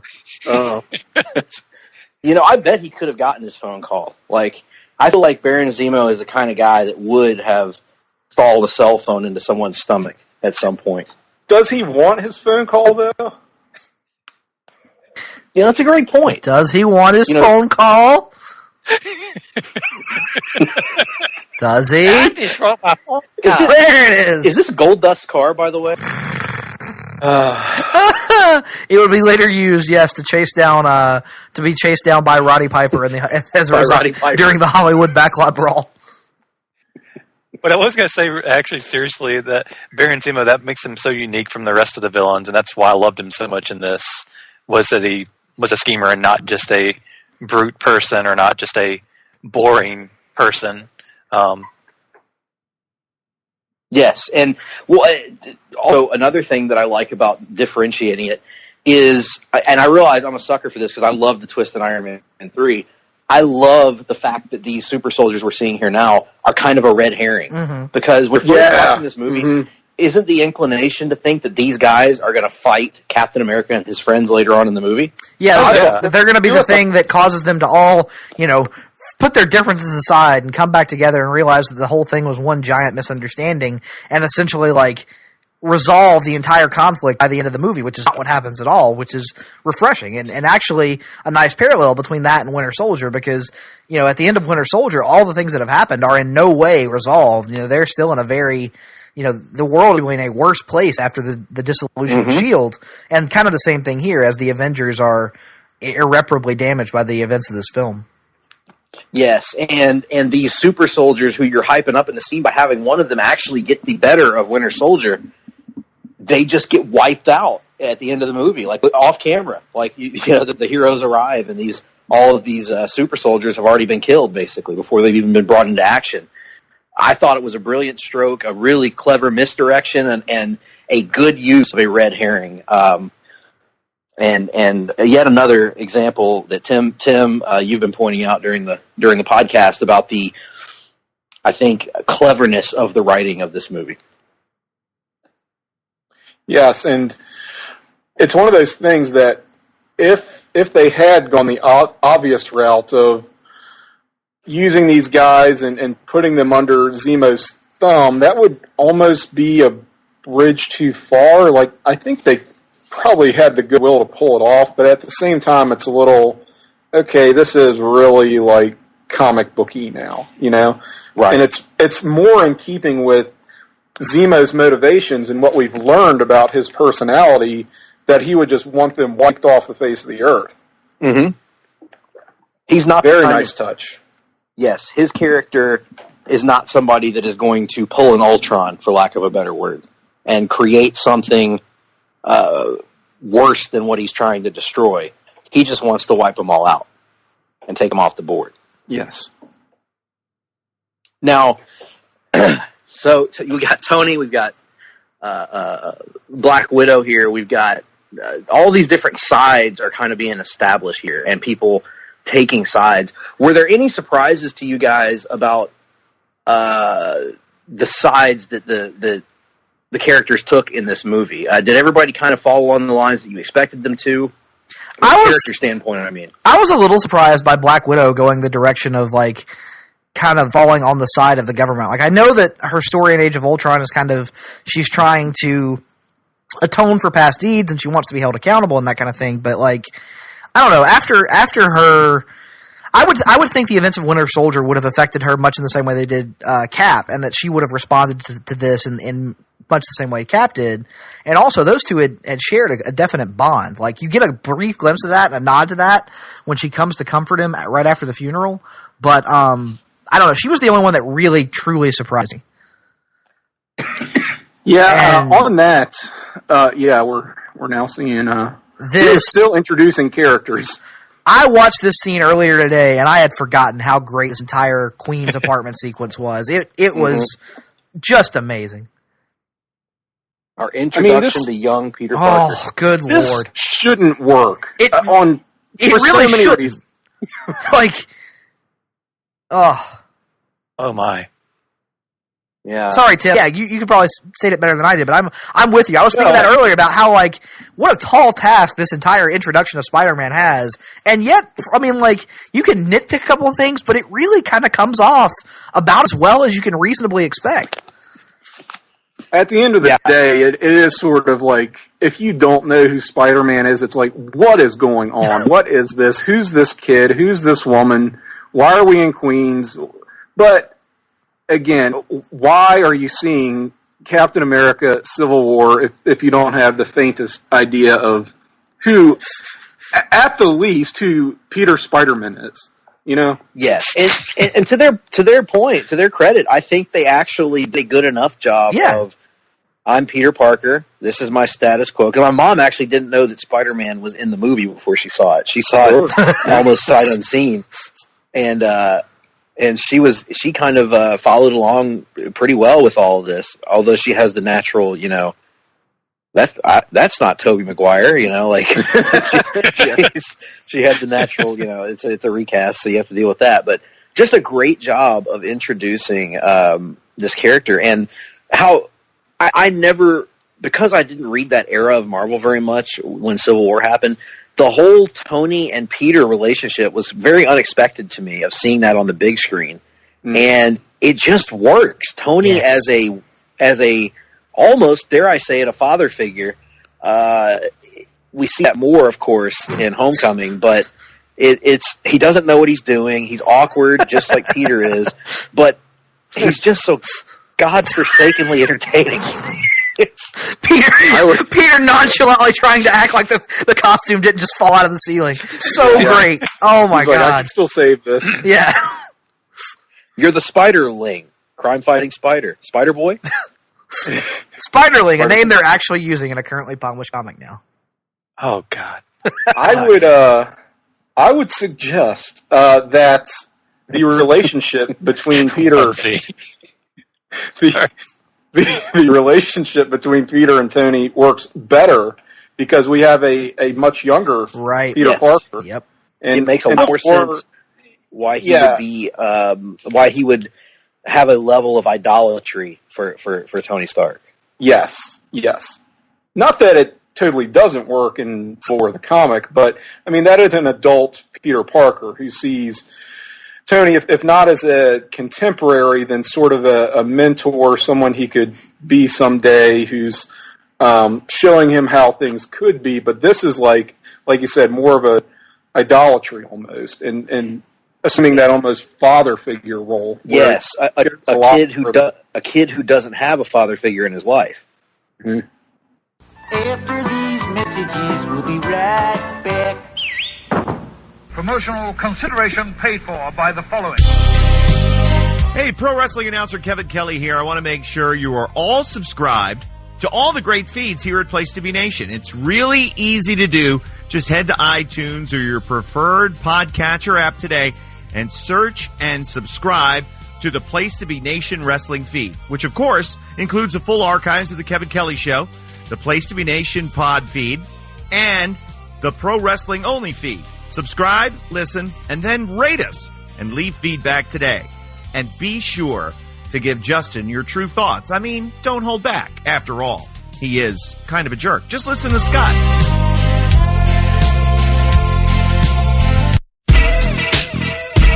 Place to Be Nation's JT Rosero and Chad Campbell here. We want to let you know that we have a ton of great podcasts available to you on iTunes, Stitcher, Google Play, and PlayStation.com, and we offer those to you on 3 great feeds.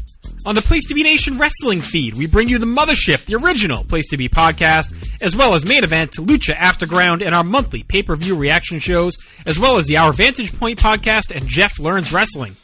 In addition to these full-length shows, we also deliver quick-hit pod blasts on topics old and new. Over on the Pro Wrestling Only feed, we dive deep inside the wrestling business with a stacked army of experts leading the way.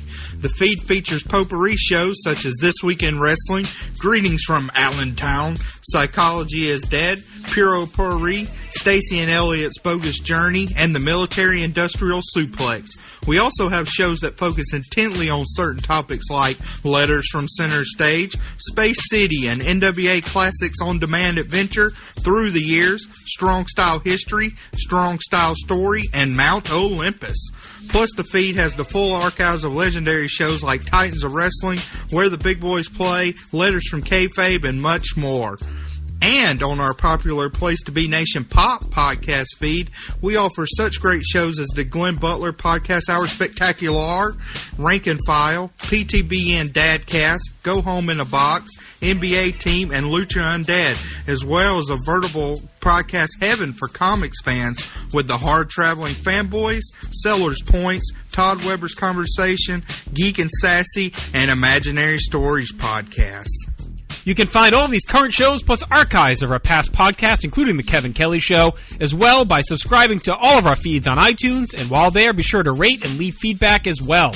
All of these shows, plus others, available on PlaceToBeNation.com, where we cover pro wrestling, sports, movies, comics, plus in-depth stretch projects and more. Be sure to support our site by using PlaceToBeNation.com/Amazon when shopping online, and download our free PTB Vintage Vault Refresh ebooks via the links on our site. We also want to thank our friends at Bonehead's Wing Bar in West Warwick, Rhode Island, and Fall River, Massachusetts, TheHistoryOfWrestling.com, and Scott Keats' Blog of Doom. Be sure to follow us on Facebook, Twitter, Instagram, and Tumblr as well. PlaceToBeNation.com, the only place to be in your pop culture world. Now back to the show. On PTBN Pop.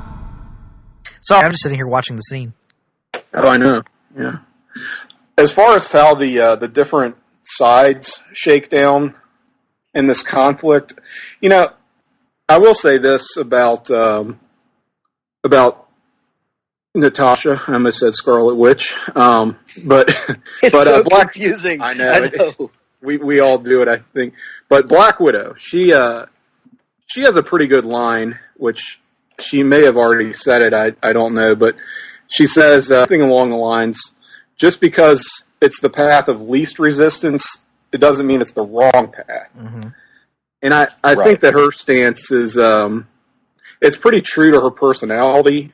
You know, we've seen that she's so utilitarian and really well practiced in like navigating all those different contradictory, thorny issues and different viewpoints.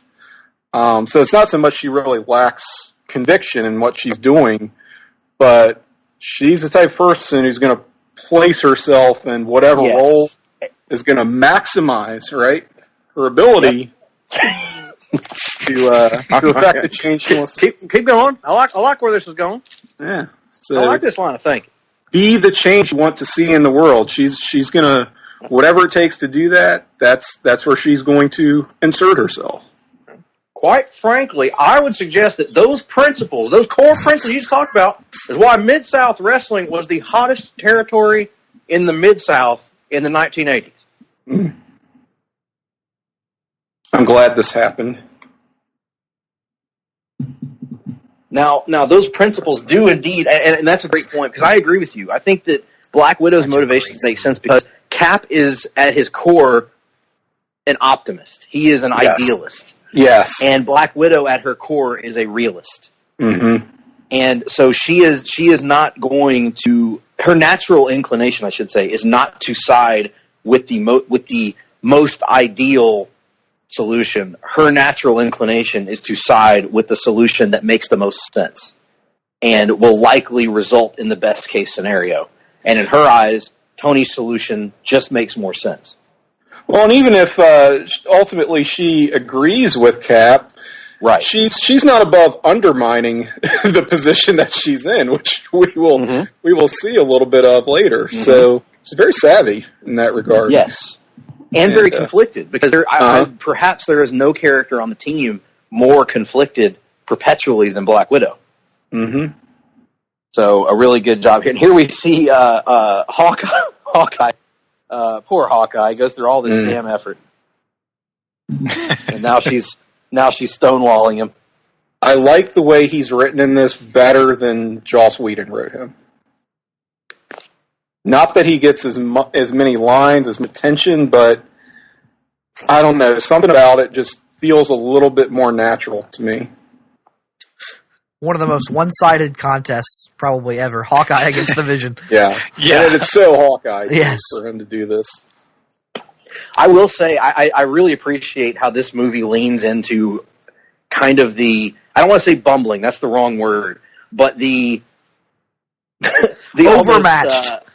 The perpetually overmatched, almost hopeless in his positioning in the team version of Hawkeye, where he's just the sort of the Matt Fraction Hawkeye, where he's just perpetually in situations where he's just out of his depth. Yeah, bro. Yeah, bro. That was my favorite thing from the Matt Fraction one. I wonder when we're going to get the bros on screen, if ever.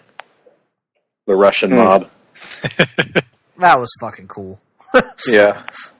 There is a open. If they have an open casting call for the Russians, David, there's your opening to Hollywood. Yes, but instead of them being Russian, they should just be 40s gangsters, of course.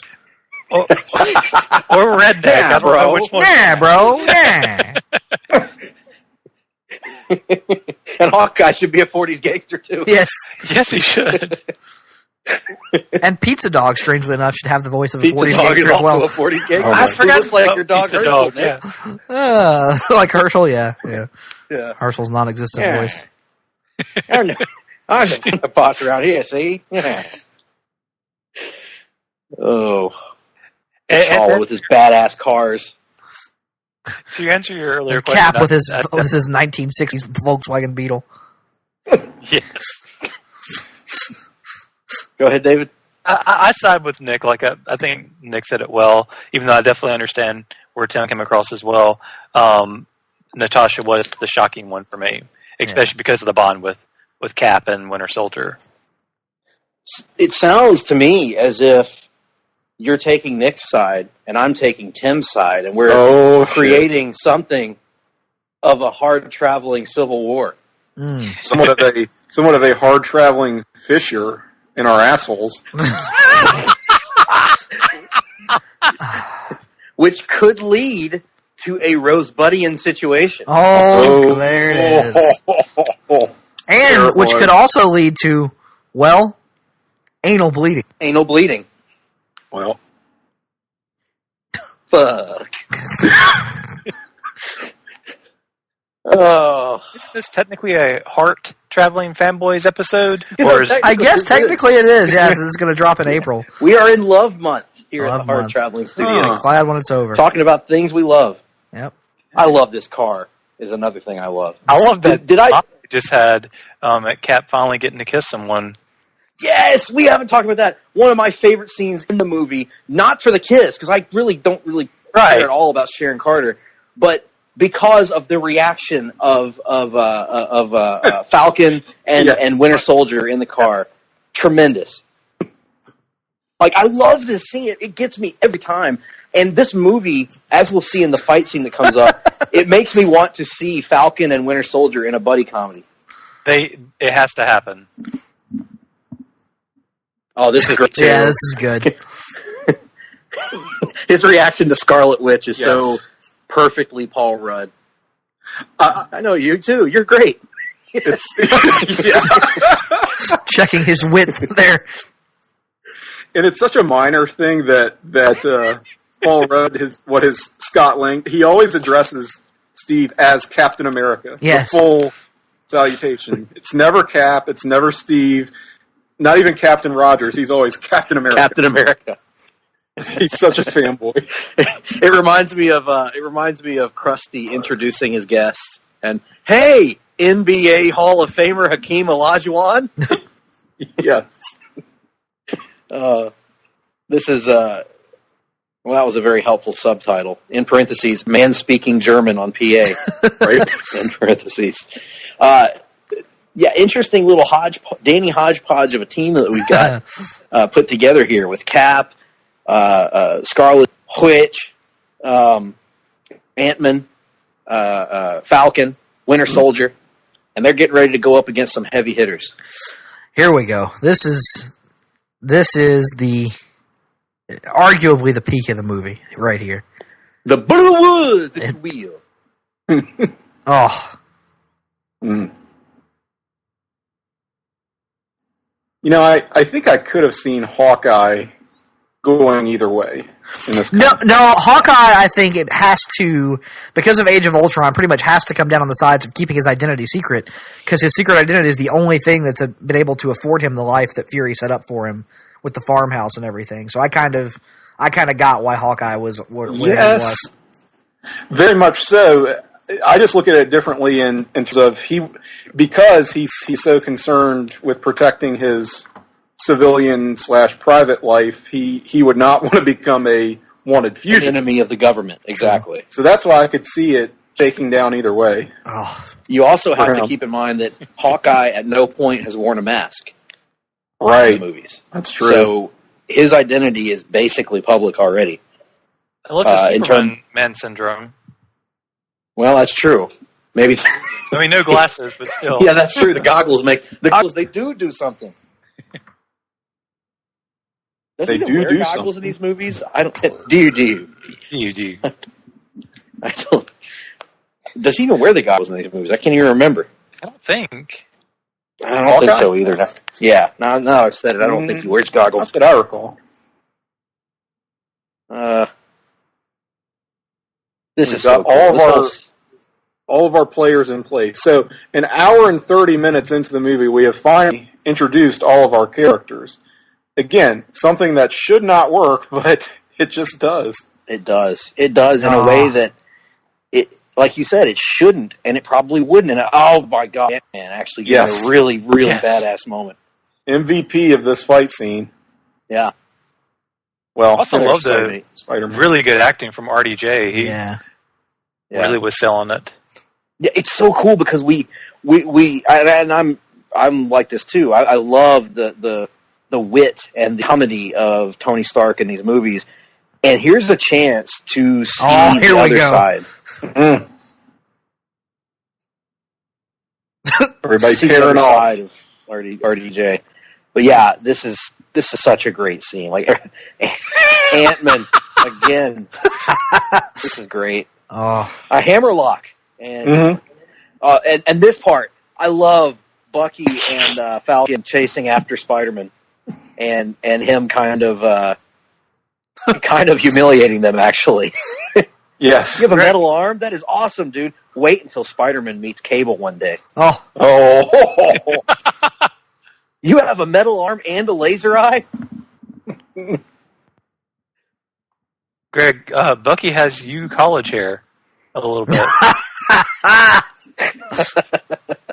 That's true. That's a good point. First time we've seen the shield damaged. Those claws of T'Challa there made that was a huge moment. Yes. Again, because they're giving it's almost like a main eventer giving a mid-carder the rub, if you will. And now that debuting, or not a but a debuting superstar, and now you've got Black Panther established as, holy shit, he can cut Cap's shield. This dude's legit.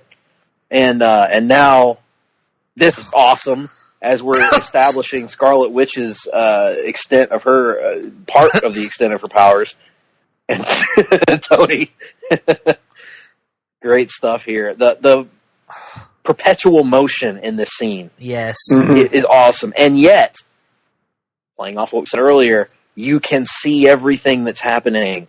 Mm-hmm. We see every single thing that's going on the screen right now, even though it's perpetual motion, it's fast-paced. It's a lot of effects, very effects heavy. Yep, CGI that doesn't look like crap. Hello, DC movies. Can I just say that the entire involvement of Spider-Man in the MCU to this point has been everything I've wanted it to be, and I'm being reminded of that as I'm watching this scene. Yeah. It's so damn perfect. Like, good lord. There's not generally this much talking during a fight. Right. You could, yeah, and then Falcon. I love that line. You couldn't have done that earlier, because I feel like every comic book fight, I find myself saying that at some point. Why didn't he just lead with that? Like Superman delivers the coup de grace. It's like, well, you could have just hit him with that blast of heat vision from the get go, but whatever. Oh shit! I thought it was a water truck. God, there's so many great moments in this fight. It's amazing. And for me, I'm a huge and I say this, and I'm not even a huge fan from even from a character perspective in the comics, but from the time I was a little kid, I thought War Machine had such an awesome look. I've always been a mark for War Machine, and I feel like this is one of the first times we've ever really got to see War Machine let loose with his full arsenal. The shoulder cannons and all that shit. Yeah. Mm-hmm. Iron Man 2 was good for that as well. Yes, agreed. Yes, agreed.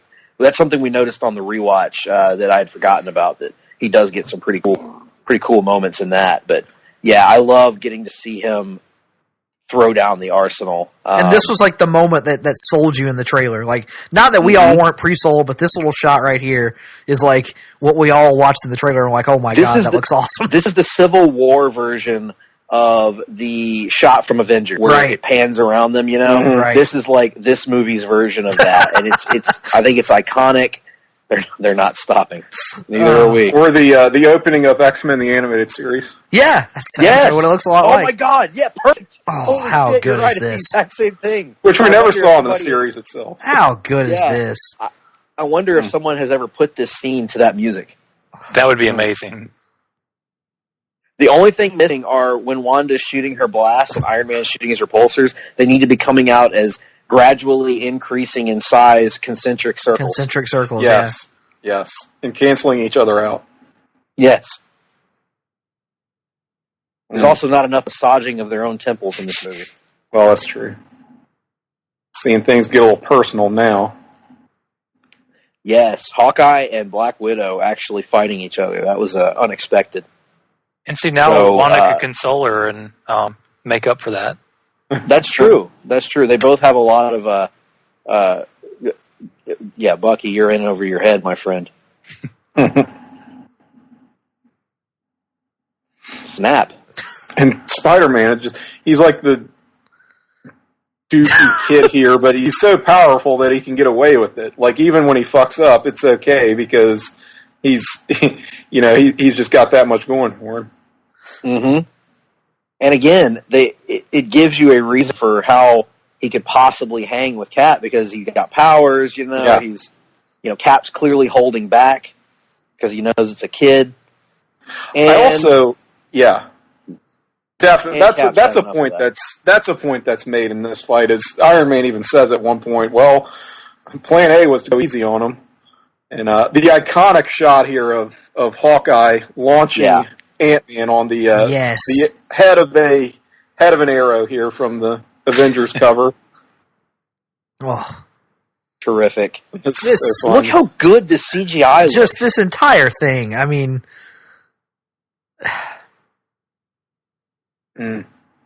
so this big Avengers versus Avengers fight, which is what this whole movie was sold on, it had to deliver. It absolutely had to deliver, and it does in a big bad way. Everybody gets a moment. And that's not exactly. Here is one of my favorite moments right here in this entire movie. Oh yeah, Queens, Brooklyn, so great. Queens, Brooklyn exchange. Yes. Oh. So yeah, everybody gets a moment here to shine. Everything means something. The characters play off of each other. The action. It creates this tapestry of these different threads that we've seen throughout the MCU kind of woven together, character interactions. It's the beauty of a shared universe in many ways. Yep. And this is playing off of something that we just rarely get to see in the superhero movies, and it picks up the threads that we've seen in the first two Avengers movies of all these characters from different movies interacting with one another and creating the fact that they're all inhabiting the same world. And in this case, kicking each other's asses. Yeah. Here we go. Oh, amazing. Yeah, and just when you think things are going to be winding down, we get another high spot. Yeah. Right. The until now diminutive Ant-Man. I love that Ant-Man was even in it. I guess he makes sense he would be there. Had been introduced, but I loved him in Ant-Man and was so happy to see him used so much in this movie, as I just wrote my hands. Yep. Oh. What is it? You know what this was, Tim? This was Sean kicking out of the tombstone. Oh. Yeah. And getting us ready for the big finish. Freaking possible. Give me back my roadie. Give me back my son. Give me back my roadie. It is a little bit odd that now Giant Man, or do we call him Goliath or Giant Man? Giant Man, because Giant Bill Man. Foster is actually going to be in the Ant-Man and the Wasp. Yes, that's true. Yeah, he's Foundation kind of member William Foster. That's right. Yes. Hole blown in his chest, William Foster. By Clone Thor, yes. And they had to bury him in like a football-sized field. Because he was dead and they couldn't shrink back down. It's not funny, but it's true. It's pretty freaking funny, actually. Not supposed to be funny, but true. Yeah. And Giant Man here, he's kind of moving in slow motion, which is, and talk about unintentionally funny. That's somewhat unique, but I wish that my only complaint, I wish they had gone for it full bore and had his voice sound like yet another missed opportunity for David to get into Hollywood. Right, bud. They could have had Matt Garrett do the Ant-Man voice for that scene. The Ant-Man. There were some concentric circles. There were. Yep. Fired from War Machine. That was a pretty awesome War Machine moment right there, blowing the truck to smithereens as it's being swung at him. Yep. It's just so damn slow. This fight is so much longer and yet better than I remember it being. Like, I know. Yeah. And there's Spider-Man. After being off screen for a few minutes, you think he's kind of wrapped up or taken out of the game by what Cap did to him. And there he just pops up out of nowhere. He's still around. Black Panther is just whipping everybody's ass, too. He gets paired off with like everybody on the opposing team, and they're making such great use of him here. Not told to be found in this fight. No, it's a go pace. Right. As Austin would say on a podcast this week, the audience is coming like fire right now. Yes, we are all, the four of us are all coming like fire right now. No doubt. Here we go. This is going to be the Natasha we all know and love. Yep. Mm-hmm. The only thing that can stop Black Panther is this shock turn by really this Ric Flair-like turn by Scarlet or by Black Widow. God dang it, Lord. Well, it doesn't Widow, so much. Black Witch. I don't know. Uh-huh. Okay, Spider making Star Wars references in a movie is all I've ever wanted in my life, I think. Well, and referring to Empire Strikes Back as that really old movie. Yes. Yeah. That was kind of my bomb don't fall in space moment a little bit, where I'm like, yeah, it's an old movie. I don't think he would call it. He would refer to it like that. Everybody knows that movie. But he's a kid, so I kind of... God, that whole thing was just great. No. Orange. And anyone have any orange slices?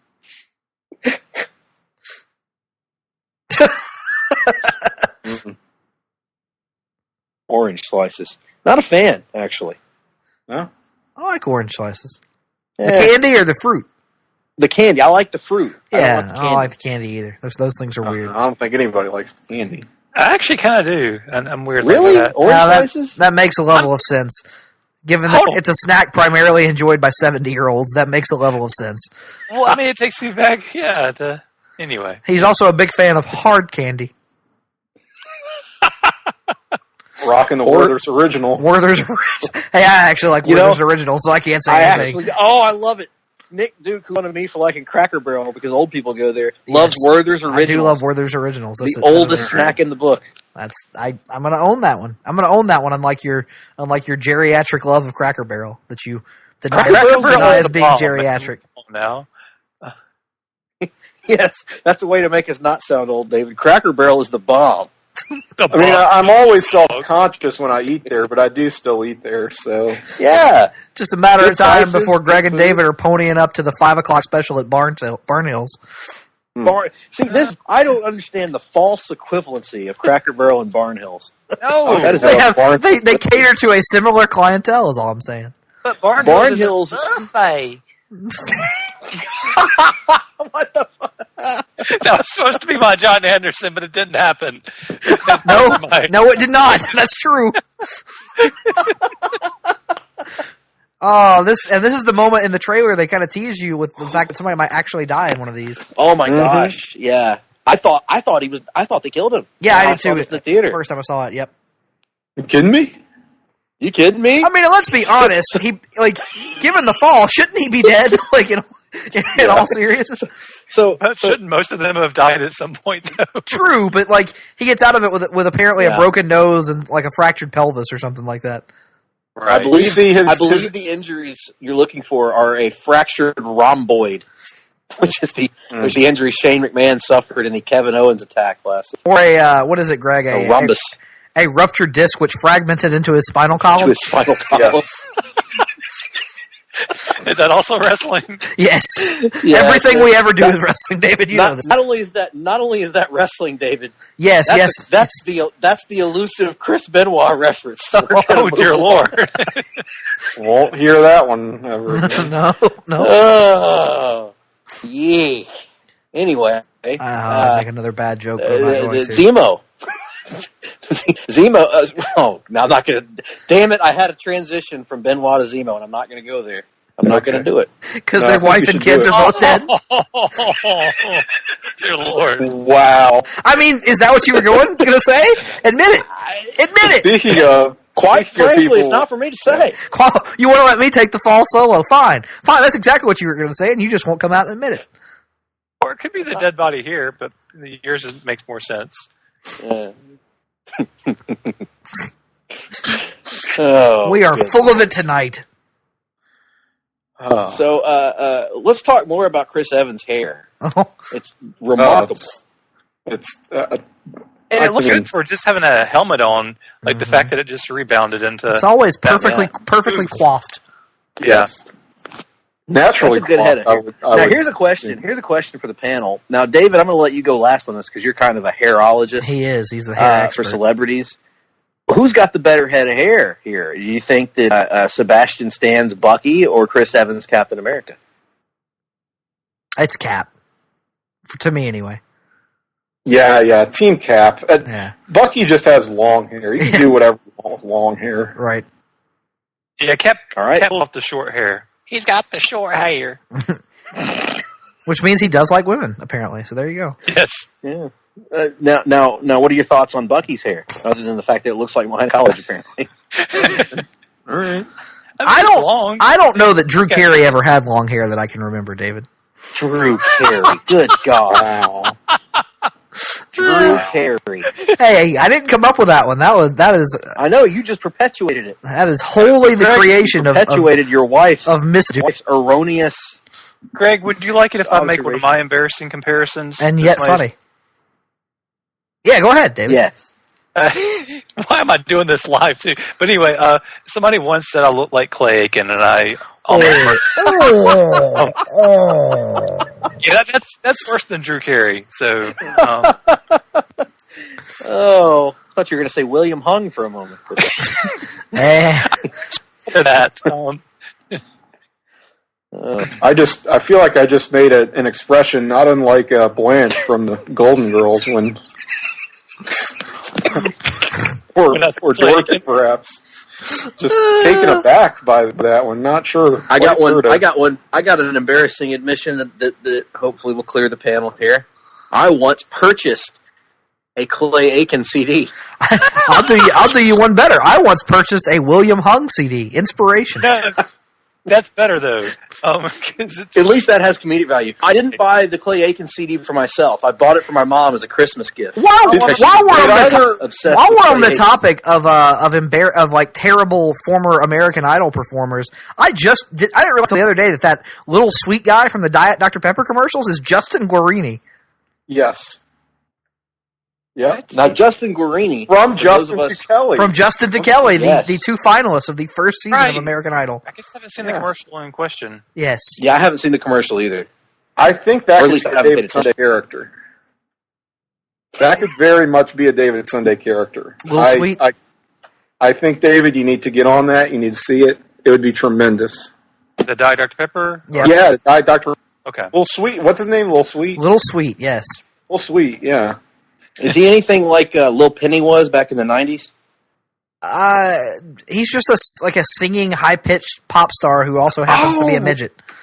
Mm-hmm. Was it the same guy that did the earlier one that kind of looked like Prince? Yes. Dressed like Prince? Yes, okay. that's all of them. Oh, that guy. Yes. Okay. I never knew that was him. Yes. That's him.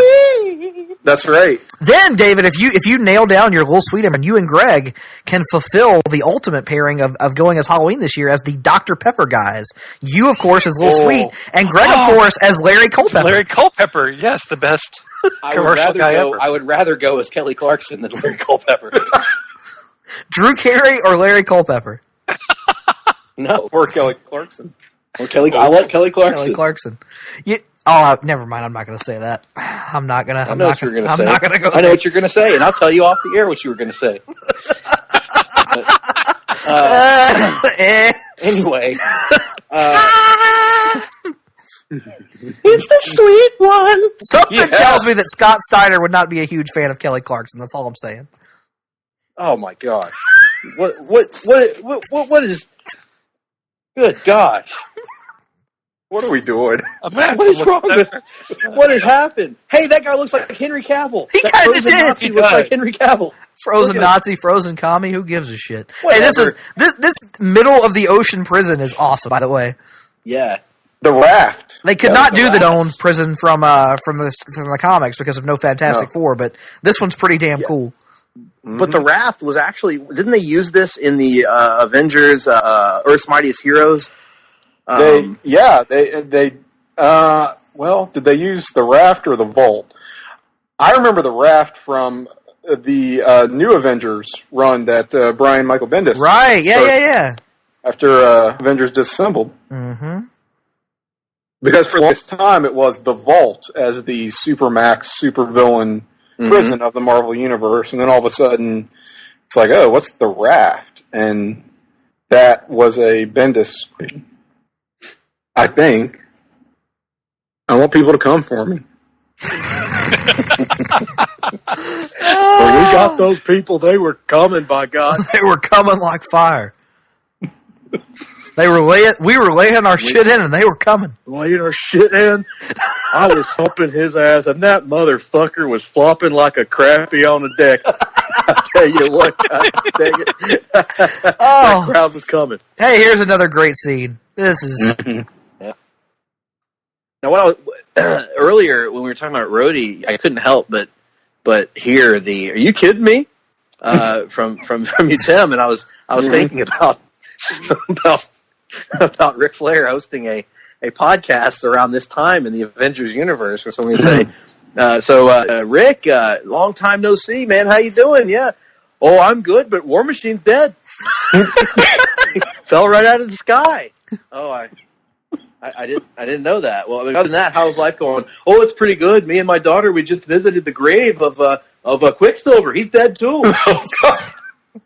Oh, Rick, we should really get Rick Flair to check in after the events of Infinity War and see who all he has an update on. Have Terry call Rick Flair's podcast. And, damn it, Rick! Do you have any good news?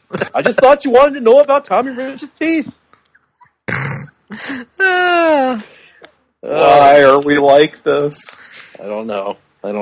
Something clearly went wrong at an early age, and I haven't quite put my finger on what it was. Just blows off Ant-Man because he doesn't know who he is. That's great. Yes, much as Gina Davis tells Jeff Goldblum, Seth, something went wrong. Something went very, very wrong when you went through the telepod. That describes our upbringing, I think. Oh, yeah, Falcon. Did he just make a Mark Furman reference in, 2016 or whenever this movie came out? Sure did. Yes. That's fantastic. OJ was coming back into... but he hadn't quite gotten there yet. This was pre-Made in America and pre-People versus OJ, so... True. Was it, though? I thought that 2016 was the OJ... Because didn't they take, 2 years off between that and... or a year off between that and Versace? What year did this actually come out? 2016. Yeah. I'm pretty sure People vs. OJ was after this. Pretty sure. I could be wrong. They're going to come for you, Nick. And that is all I've ever wanted in life is someone to come for me. Thank you. You're welcome. Strangely enough, that's what I say too. I guess you're right. Yeah, it debuted on February 2nd of 2016. And it would have been still going on, as this was coming out. Interesting. There aren't enough Thaddeus's anymore. As I look at Thaddeus Thunderbolt Ross, it's true. Thaddeus Young, basketball player for a certain team that I'm not sure the name of. That's true. Thaddeus Young, yes. Thaddeus and Helmet, 2 names in this film that need to come back. Oh, that was cool. Every one of these movies needs an awesome, different way for Tony to suit up, and they never disappoint. They always look really awesome. I want one where he's drinking a cup of coffee and the coffee itself solidifies itself into a suit around. Well, in the comics, that was one of the things they eventually got to was the idea of a liquid metal living under his skin that can seep through his pores and create the suit. And I keep waiting for them to do some version of that. I haven't gotten there yet. Well, we're surrounded by liquid hot magma. They're saying they're going to do the Bleeding Edge armor in Infinity War. And so Bleeding Edge, remind me, is that the liquid one? Yes. Okay, yes. That's pretty awesome. It's not the Extremis, which I think that was the seep through the pores one. Yes, within his body, kind of almost a body horror type of thing. But the Bleeding Edge was sort of the liquid metal where it kind of followed him and solidified out of there. It looked like that will be very cool on screen. I read a little bit of the preview pages of the Infinity War Prelude comic. And they were talking about about Tony's new armor that was that he made modifications to the Extremis formula to create this new armor for himself.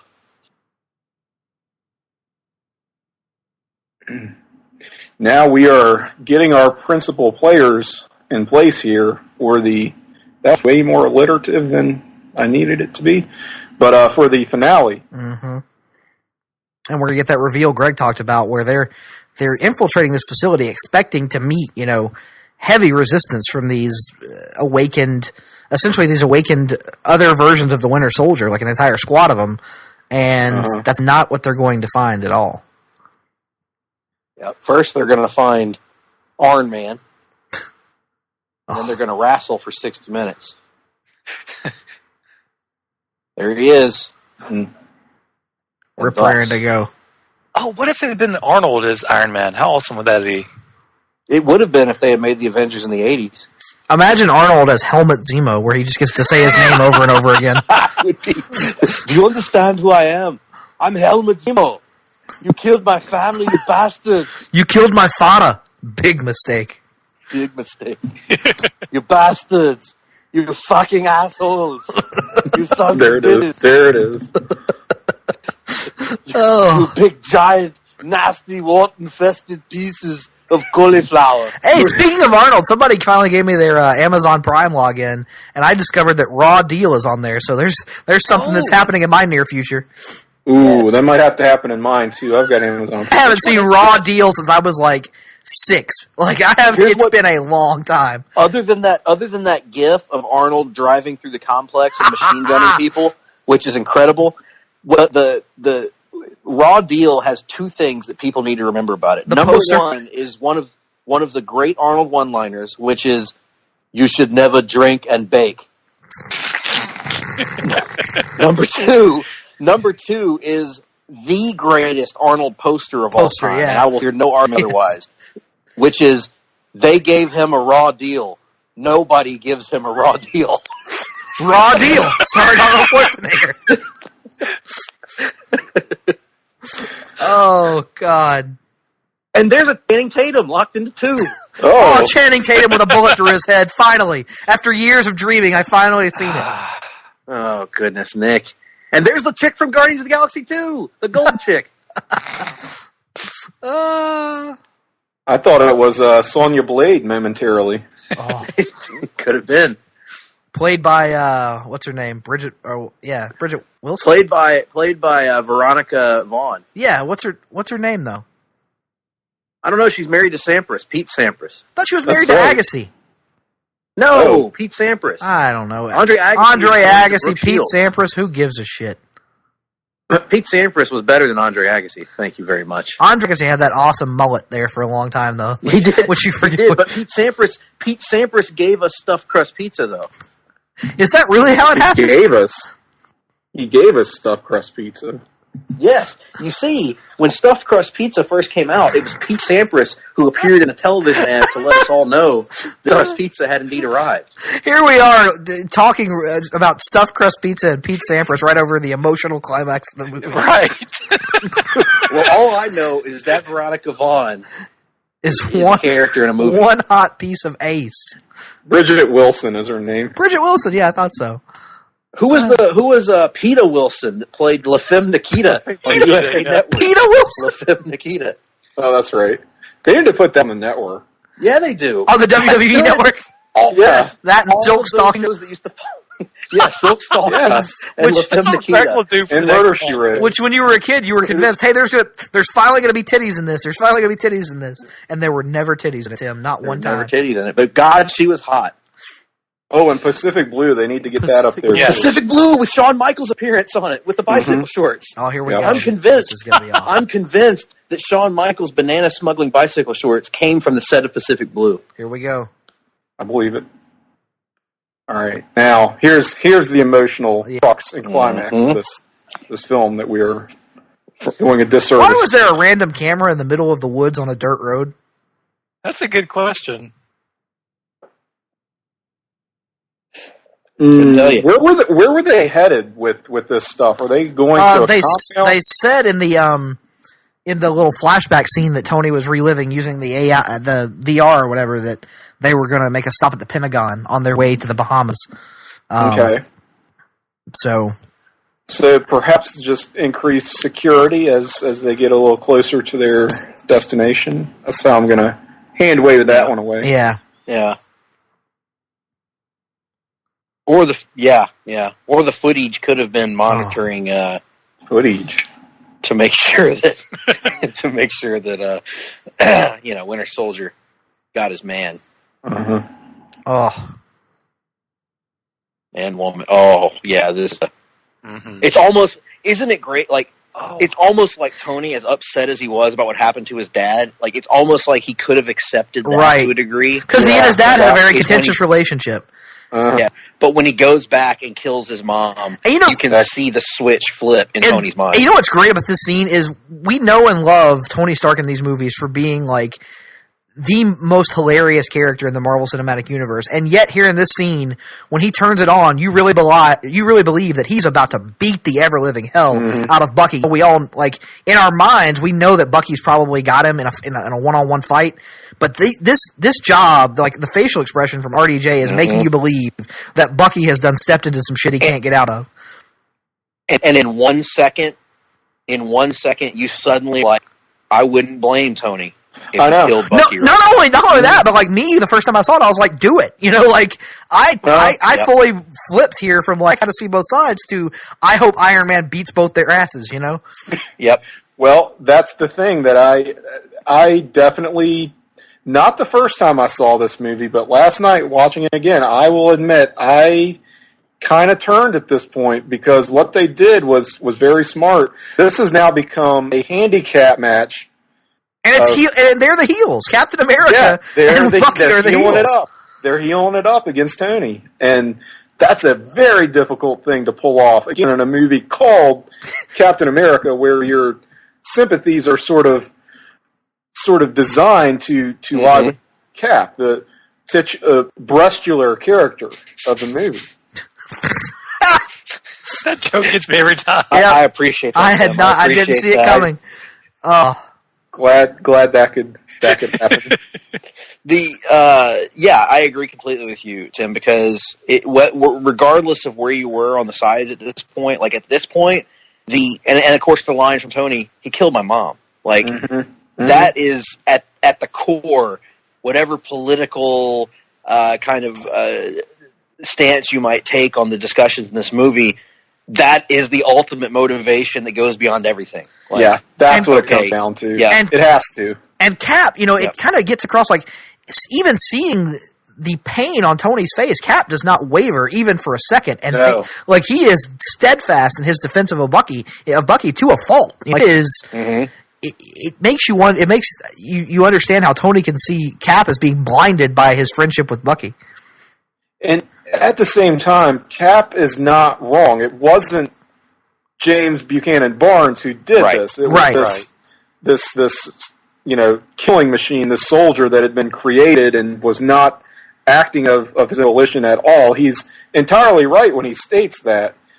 And yet, you still want to see Tony whip his ass. Right. Yes. It goes right back to what we've been talking about, quite frankly, which is shades of gray. There is neither right nor wrong. They're merely opinions. Everybody has a different take about this. Maybe I think Captain America's in the right. Maybe I don't.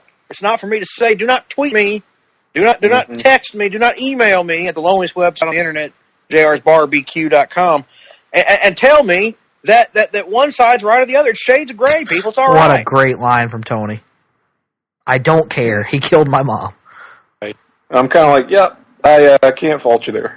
Yeah, I was full Team Cap until that reveal, and then where I still, understand that Bucky did, was controlled and everything. I definitely understand why Tony would have that reaction. Here is one of the best. The camera doesn't move, and yet it's probably one of the best bits of action cinematography in this movie because rather than overdoing it, they just let you sit there and watch what is happening.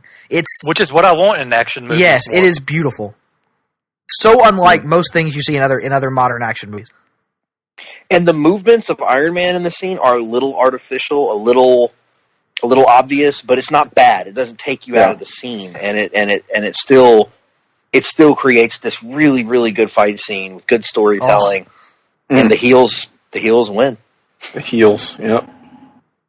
Look, there it is, the iconic image from Civil War, the comic. Yep, the recreated. Cover. Here we go back to Zemo, and just the smoldering rage in this man. And you see he's still listening to the same voice message. And here Black Panther arrives completely unsuspected. Incredible. Yeah. And this is a great emotional scene. Deleting their voicemail. Because he thinks his life is over. Yep. He's ready to die. He knows he's going to get killed. And in this case, Black Panther's found him. And this is such a freaking great scene. It would be easy for T'Challa to get lost in this huge, sprawling narrative, but he gets this kind of huge emotional payoff here with principal antagonist, the real villain of this movie, who again is painted in, once again, shades of gray. And I think that this scene goes a long way with what we've seen earlier in the film. When I go back to him unmasking in front of the cops and not trying to fight them or whatever, this whole thing like creates the image of the nobility of T'Challa, of how wise he is. Even though he's an inexperienced king, he's not used to being in this role, and he himself is seeking revenge for a dead parent. He has the wisdom and the nobility not to kill Zemo, but to make him live to face the consequences of his actions. And Zemo has to come back at some point in these movies. Like, I was about to too say, good a villain not to. I feel like... Oh, yeah. I think... Bear with me. I think after the events of the next two movies, the Thanos story, if you will, you can't go bigger than Thanos, right? You can't. I think the next thing to do is we haven't seen the Masters of Evil. Masters of Evil, yep. I think that's where we will go after Infinity War. And plus, based on this movie, like if you're assuming that Bucky is the next Captain America, those two respective figureheads of their own of the two groups opposing each other make so much sense based on this movie, because he kind of was the one that set into motion this entire, like, they have a personal rivalry to build off of, much with the way Zemo has a personal vendetta against the Avengers in this one. So I'm all for that. Nick, would you say that personal issues are the heart of everything in this business? Personal issues are definitely the heart of everything. And look right here at the fighting spirit displayed by Captain America. Great callback to the first Avenger coming up here. At some point, though, I'll tell you one of the problems with this movie is just not a big fan of the Rainmaker. Here we go. Well, and this is such a contrast to the scene we saw outside the compound between T'Challa and Zemo. Very controlled, very restrained, and this is anything but. I just will not quit. I could do this all day. The same line he used in the bully in the alley in the first Avenger. Like, just a great callback. That's, again, one of those things that the shared universe allows you to do, is build on the these things that are there for people who are longtime fans. And again, I guess here's another Civil War moment where he has the opportunity to kill him and pulls back. Well, I guess it shows my comic book roots, because when Cap picked him up above his head like that, I thought he was going to break his back. But yeah, I actually had forgotten that Black Panther not only doesn't kill Zemo himself, but stops Zemo from killing himself. Committing suicide, yep. Yeah. Very cool. And here's a deciding moment as the heels get the advantage. But Tony does get a little bit of the last word in. Mm-hmm.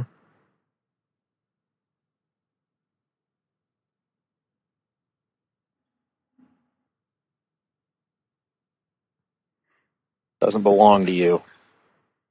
Right? Yeah, it actually belongs to the Wakandans, I think. Yes. I don't know how else it could be made with vibranium, but so be it. It's setting up Nomad, as we discussed briefly earlier in this podcast. And I'll tell you what, if Cap as Nomad looks anywhere near as cool as he did on that 1991 or 92 Marvel trading card I have. Hey man, based on what I've seen, I'm a big fan of black suit, bearded Nomad in the Infinity War trailer. Yeah, that looks. I'm disappointed they didn't awesome give us look. the 70s Nomad suit though. The yellow and blue with one, the cape. Yeah. Yes. Yeah, the cape and the didn't he have a domino mask too? Yeah, domino mask and a V, a big giant dipping V. It looked a lot like Disco Nightwing, actually.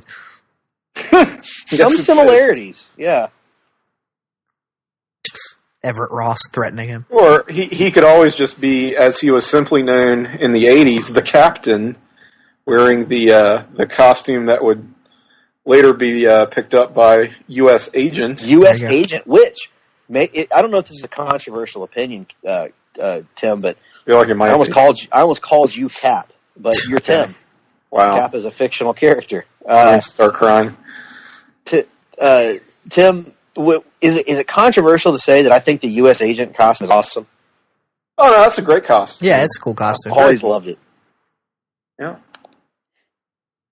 Very, very easy action figure to recreate. All they had to do was repaint the Captain America that was released first. Well, Greg, I guess at this point we can say it's official. We've finally done our first full-length one of these.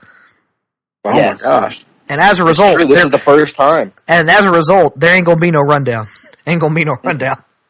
Ain't going to be no reading and watching either. Ain't going to be none. We are What apologizing. have you been watching? Captain America Civil War. Civil War, yeah. And so should you. Yes. Right. Yeah.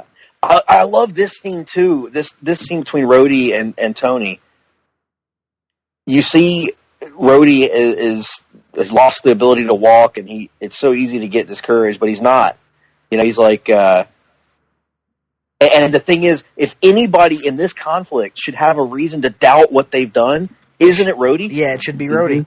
Rhodey, And or Rhodey- like maybe one of the imprisoned guys, you know, Hawkeye or one of those guys. But yet, I mean, Rhodey, I think losing the ability to walk is a bigger deal even than being imprisoned, perhaps. But yeah, except for maybe Scott Lang, because that could imperil his situation with his daughter and all that. His daughter, yeah. But regardless, Rhodey is the guy that should have a reason to doubt what he's done, and yet Rhodey is still 100% committed to what they did. He believes they did the right thing, and he would do it again. And I think that's an amazing character moment for him. Tony Stank. And a great Stanley cameo. Tony Stank. Are you Tony Stank? But I think it's a great moment for Rhodey, but it's also just, again, it speaks to this amazing drama that they've built throughout this movie of sides that make sense and a sense of kind of being pulled in different directions. And when you see a character as noble as James Rhodes, who has not wavered either in the face of adversity, it's hard not to be inspired by that. And I was actually really touched by it, and very it was one of the more like affecting scenes to me. And I think it, the effect it has on Tony Tony's questioning everything. He blames himself for this entire sequence of events in some ways, but really well done. Yeah.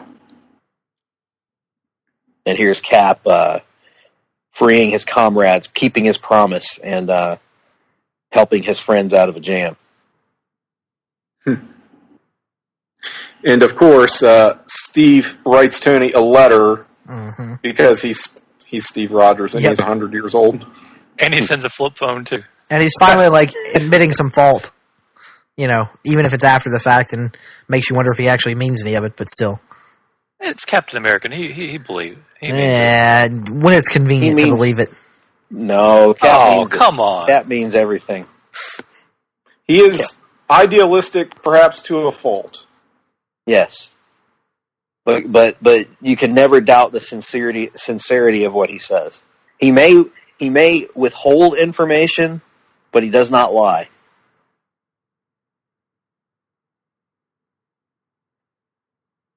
I think instead of a flip phone, he should have sent an old rotary phone.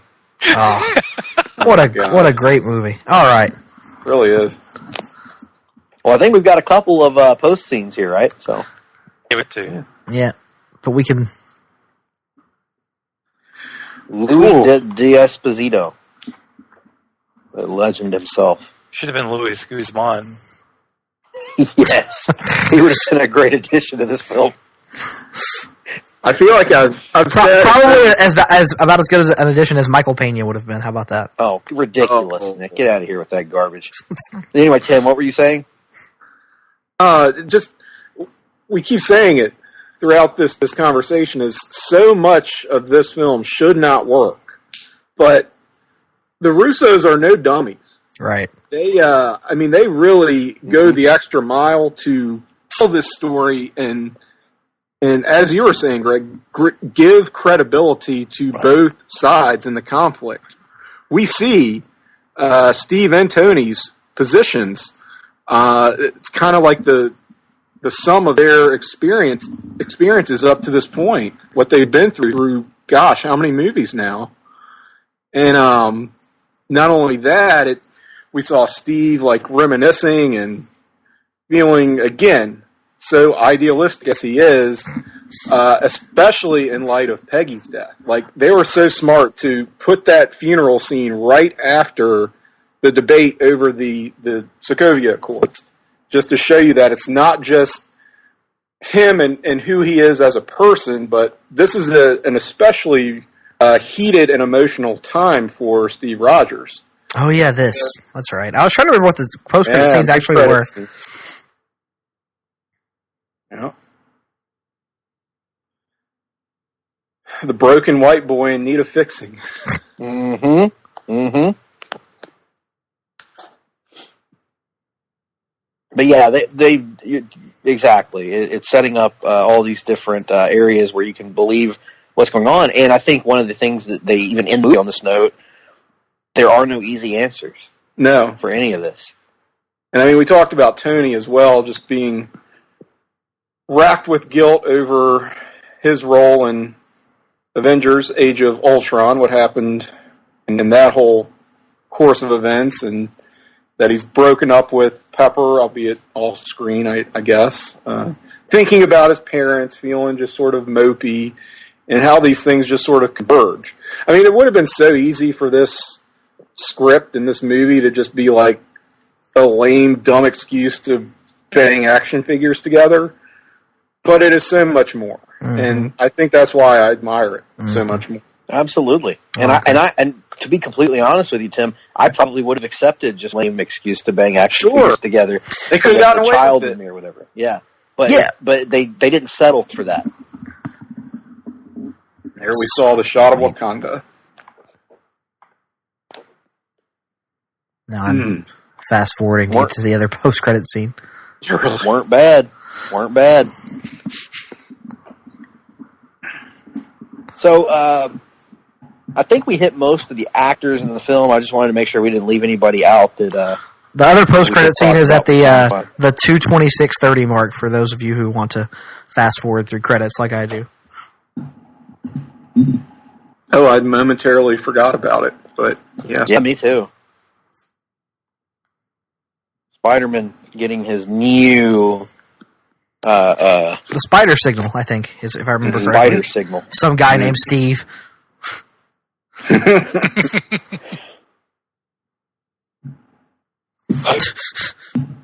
And the assurance that Spider-Man will return. Which is another Bondian nod. Yes. Oh, I miss that in movies. I miss when movies used to have that at the end of it. Like, someone will return. I remember I used to watch the TV airings of the Superman movies, you know? I was thinking the same thing. Yeah. It would always say, Superman will return in Superman 3 or whatever, you know? I always used to love that as a kid because it would make me excited that there was another one. They should have said, regrettably return in Superman 3. Yes. For another awesome. Superman will return for the first half of Superman 3 until he turns good again, at which point he will regret having returned for Superman 3. Well, there we go. Yeah. We finally got through an entire one. Man. Been a long time coming, Greg. Yeah. That great, though. Well, I want to see an evil Cap movie where he drinks and straightens the Leaning Tower of Pisa. But who would be the modern day Richard Pryor? And don't say Kevin Hart. Damn it! That was the one. Okay, let me think. Don't ever put Kevin Hart and Richard Pryor in the same sentence. Let me think. He'd be going the wrong direction with age, but Reginald VelJohnson. Oh, that would be awesome. I'm good with it. Reginald VelJohnson. He'll be too busy. He'll be too busy playing our too busy playing our Granny Goodness version that we fantasy casted last week. No, because he'll be playing Granny Goodness in a DC movie, which means it won't ever get made. That's true. Good point. Solid point. Can't disagree with that. Okay. Well, we watched this awesome movie. We've waxed philosophical about the two sides. We've been through the Danny Hodge and the Dr. Death of it all. So let's bring it full circle here and give our overall impressions of the film, and then we'll get to the rankings portion. But just final thoughts on this one. Let's start with you, David. It's incredible. Like I don't know how many times I've seen this one. Not nearly as many times as Winter Soldier, but it gave me everything I wanted and way, way more. Because I didn't really know what to look for in this movie. So yeah, I absolutely love this movie. Nick? You know, honestly, the first time I saw it in theaters, it was one that I really, really enjoyed, but I didn't necessarily walk out of it being, I think, blown away the same way a lot of people did. Like, I acknowledged how great it was, but rewatching it today and then just rewatching it again, good Lord, it is good. Like, better, even holds up even better than I remember when I saw it in theaters the first time. Like, pretty much hits every note, every level that the movie attempts to succeed on, it succeeds on. Wound up making the ranking portion of this project a lot more difficult than I thought it was going to be coming in. It was just outstanding. I can't really say anything bad about it. Yeah, this is one that when I saw it in the theater, I left the theater and said that might be my favorite Marvel movie. It was that good. Like I was like, at that time, it was between that and the Avengers, the first Avengers, where I was going back and forth on which was my favorite of the MCU. And I don't want to spoil any of my rankings, but damn, it hold up. Like, this is the first time, and I've seen this movie maybe more than any of the others besides the first Avengers. And I watch it whenever I can, but it's been about a year probably since I've seen it. And damn, it holds up well. Just efficient, crisp, tight. Tim, we've talked about the movie throughout, but your final impressions of how, I mean, I feel like we've both struggled at times to express just why this movie works when it shouldn't. But like, what are your overall impressions of this one? Well, it's like Nick said, that this film has such impressive and expansive ambitions and executes its vision so flawlessly. And that's the thing. A lot of films can do that and are successful on that level, but aren't necessarily enjoyable. It's like, well, that had a lot going on, and yet it pulled off what it was trying to do, but I wasn't really feeling what it was trying to do. You know, sometimes you come away with that.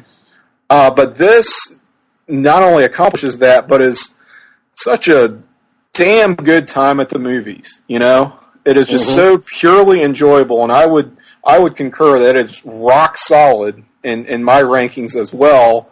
I loved it the first time I saw it. I've loved it on subsequent rewatches. It really has not budged in my rankings. So it holds up so solidly. It's an incredible movie. Well, time to get to the rankings portion here, Nick. And do you want to start with the critical rankings, or would you like to start with our own rankings? We'll do the critical rankings first. I wanted to mention something, Greg, that you're actually not even aware of. We've actually, based on my executive decision I made, we've made a change to our rankings formula. Let me explain to you why. If you remember before, our rankings formula used to be a combination of the Rotten Tomatoes score, critic score, the Rotten Tomatoes fan score, and the Metacritic score. Well, when I was doing research to update the scores for that, I came to the realization that the Rotten Tomatoes fan score is such bullshit that is openly manipulated by groups with ulterior motives that it pretty much had to go. And let me tell you why. Black Panther, which we haven't gotten to yet, had like a sub 70 fan rating on Rotten Tomatoes from, let's just say, groups had not altogether, purely critical motives when scoring the movie. So, as a result of that, I wanted to keep the some sort of fan mechanism in place, and I wound up swapping it over to the IMDb score, which I think is a little bit more or less popular for manipulation, I thought. So that's what we've done here, is updated those with the new IMDb score, just converting their 10-point scale to a 100-point scale to make it even out. So, with all that being said, still a possible 300 total on a score of each. Each of the individual scores can be a maximum of 100. So here we go from 13 to 1. At number 13, Thor: The Dark World with a total of 190 points. At number 12, The Incredible Hulk with a total of 196. At number 11, Iron Man 2 with a total of 200. At number 10, Thor with a total of 204. At number 9, Iron Man 3 with a total of 214. At number 8, Captain America: The First Avenger with a total of 215. Actually, that's a tie for 7th because Avengers: Age of Ultron also has a total of 215. At 6, Ant-Man with a total of 219. At 5, Captain America: The Winter Soldier with a total of 237. At 4, The Avengers with a total of 242. At 3, Captain America: Civil War with a total of 244. At 2, Guardians of the Galaxy with a total of 248. And still the champion at number 1 with a total of 252, Iron Man.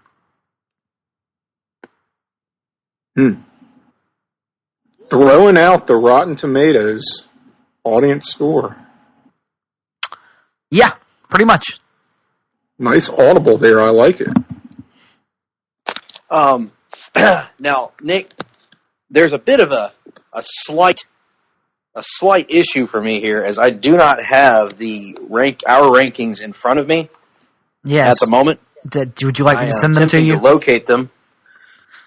You would think that being this is something that you use all the time, you would, I don't know, utilize the feature known as a bookmark. Well, I found it.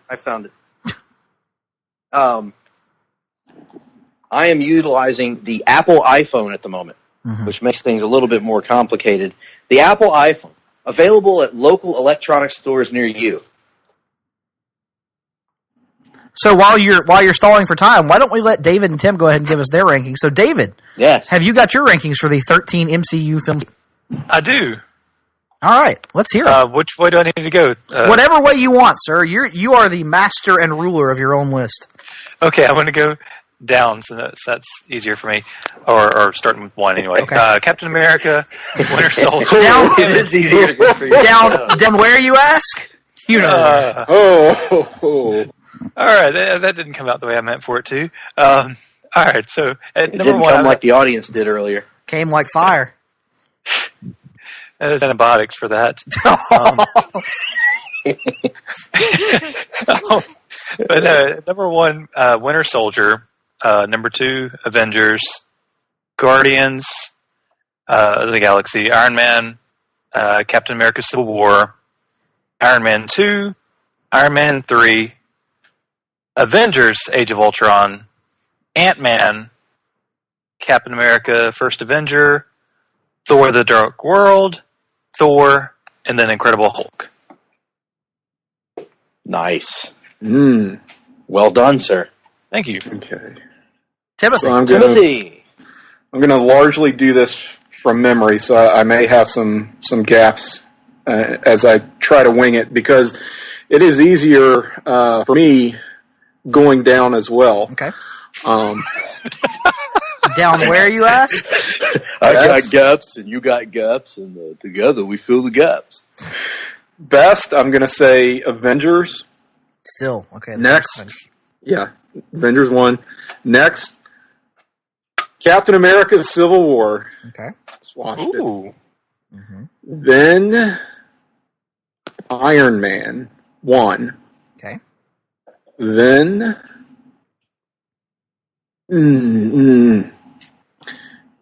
Captain America: Winter Soldier. Okay. Captain America: First Avenger. Okay. It's getting tricky.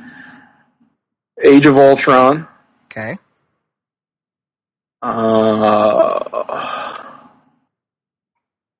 I guess I'll go Ant-Man, Guardians, Iron Man 2. No, we'll go Thor, then Iron Man 2. Okay. Now we're getting into, oh gosh, it's difficult now, where anything could land anywhere just about. Thor: The Dark World. Okay. Incredible Hulk, Iron Man 3. Did I forget any? No, you got it. You nailed it, especially that pick of Iron Man 3 near the bottom. So good list there on your part, Tim. Dead last. That will always be dead last. Never. Greg, have you stalled for enough time, or do you need more time? Why do I have to go before you? You don't have to. I'm just asking you. That's why I asked if you've stalled for enough time, or do you need more time? I've found the list on my. I can actually see you navigating it. Mm-hmm. So, should we continue the trend of counting down or going down, or should we dare try to do, Nick, what many have failed to do in attempts over the years, and actually go up on ourselves? Let's go up on ourselves. I like that idea. You know, my cousin Walter broke his neck trying to do that. You kept calling him Walter. He didn't like you. All right. At the bottom, I have got the Incredible Hulk, followed by Thor: The Dark World, then Thor, then Captain America: The First Avenger, then Ant-Man, then Iron Man, Iron Man 3, Iron Man 2, Avengers: Age of Ultron, Guardians of the Galaxy,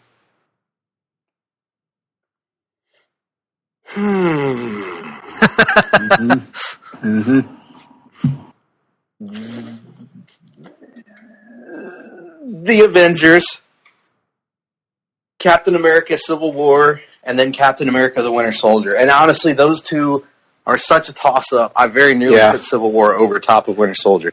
Yeah. So that's man. Those top three are what kill me, man. I just every month I second guess myself. Mine's the top 4 because you know how high I am on Age of Ultron, but I agree with you that it's incredibly difficult. But here's where I wound up. At number 13, I had Ant-Man, Iron Man 3 at 12, The Incredible Hulk at 11, Thor: The Dark World at 10, Iron Man 2 at 9, Captain America: The First Avenger at 8, Thor at 7, Iron Man at 6, Guardians of the Galaxy at 5, The Avengers at 4, Avengers: Age of Ultron at 3, and oh my god, like you, it's such a toss-up, but like I feel like just because I think the narrative is a little bit more tightly focused and that everybody in the movie is essential to what's going on, I give the slightest of nods to Captain America: The Winter Soldier. So I have Civil War at 2 and Winter Soldier at number 1. But the remarkable thing here is, if you had told me like 13 movies in that 2 Captain America movies would be my top 2 movies in the MCU, I would have called you crazy back in 2008 because it sounded ridiculous as on its face. I'm second guessing myself more and more, and the more I'm thinking about it, I might have to go Civil War at 1 because and the reason that I say that is because as I think back to it, as great as Winter Soldier is, the action, and as great as the action even is in Winter Soldier, I feel like it's even better in War. And I feel you're going to say that you say that now until the next time you watch George St. Pierre in the beginning of Winter Soldier, and then you're going to change your mind again. Hey, only white man ever do that for me is George St. Pierre. But yes, I'm really waffling on this one, Nick. But well, you got to make a choice, Greg. The people demand an answer, and by the people, I mean like 4 people. Yes. I think I am going to. Yes, I'll do that. I will switch to Civil War. I'll be a victim of the moment, a prisoner of the moment, and switch to Civil War at 1. You just didn't want us to have an identical top 2. That's your issue. No, I didn't. That's not the reason why. Mm-hmm. Or else I would have foolishly put Age of Ultron ahead of the first Avengers. Oh, wow. I think I might have been too low on Thor in my rankings just now. If I did not already, I would put Thor over Ant-Man and Guardians. Wow, even over Guardians. That's a little surprising to me. I'm not real big on that first. I like the second Guardians a lot more. You and Russell have that in common. Russell is also not a huge fan of the original Guardians of the Galaxy. Right. Yeah, and I don't hate it or anything. I just... anyway. I reserve the right to flip-flop my Winter Soldier and Civil War picks as we go along in this project. Good Lord. Pick a direction and stick with it. I'm sure mine have not been consistent throughout my... I think that's the true place to be Nation Pop Civil War is feelings on Iron Man 3, which are kind of divided, and then also feelings on which Guardians of the Galaxy movie you prefer. Because I think I fall on the side of I like the first one just a little bit better than the second one. Most people do. But I am with Tim. I prefer the second one. I was just very surprised. I love the first one, but yeah. I thought I knew what to expect going into that second one, and I thought I got a lot more. Right. So I was happier with it on balance. And that'll be coming up in our next, not our next installment, but the one following that will be finally time to get around to Guardians of the Galaxy. Isn't Volume it crazy 2. that we've gotten to that point, Nick? It's really hard to believe. It really is. You know what's even crazier? So you talk about 5 years ago, whatever. You never would have believed if someone would say that 2 Captain America movies would be your favorite installments in the Marvel Cinematic Universe. Mm-hmm. How messed up is it that after 2 successful Joss Whedon directed Avengers movies, everyone would be clamoring for and so looking forward to a Russo Brothers directed Avengers Infinity War? Mm-hmm. Well, if there's one word that has always been associated with the name Russo, it's quality. And Infinity War. I mean, just unbelievable. And you know what's crazy? Before they did Winter Soldier, their only movie credit, to my knowledge, was You, Me, and Dupree, a very shitty Owen Wilson comedy that I had to go watch in the theater. I remember that. Did they really do that? Yes, they did You, Me, and Dupree. Yep. Oh, God. I mean, they were television directors and writers. Yep. And now here we are, like, good Lord, Joss you're Whedon. right. Who's Joss Whedon? You know, let's give me Russo Brothers Avengers: The Infinity War. To show you, I love that first Avengers. I love Age of Ultron as well, but I love that first Avengers so much. Oh yeah, but my number one. I won't. On my list, I have the 2 Captain America movies ahead of it, and I would go so far as to say that Civil War to me is based on my rankings, the best Avengers movie. Yeah, I would agree with that, actually, yeah. And it's hard to say that because Avengers is such a great movie. But yeah, I just loved everything they did in this one. And I may be being a prisoner of the moment since I watched this most recently. But I love both this and Winter Soldier. They're almost inseparable for me. I think the deciding factor might be that I cared about the villain just a little bit more in this one than I did in Winter Soldier. Even though he's a great villain, I feel like the motivation is a little bit better here. So, not to tell tales out of school, but I can't wait for next month when we talk about the critical ratings to get Greg's reaction to where certain films are side by side on the rankings.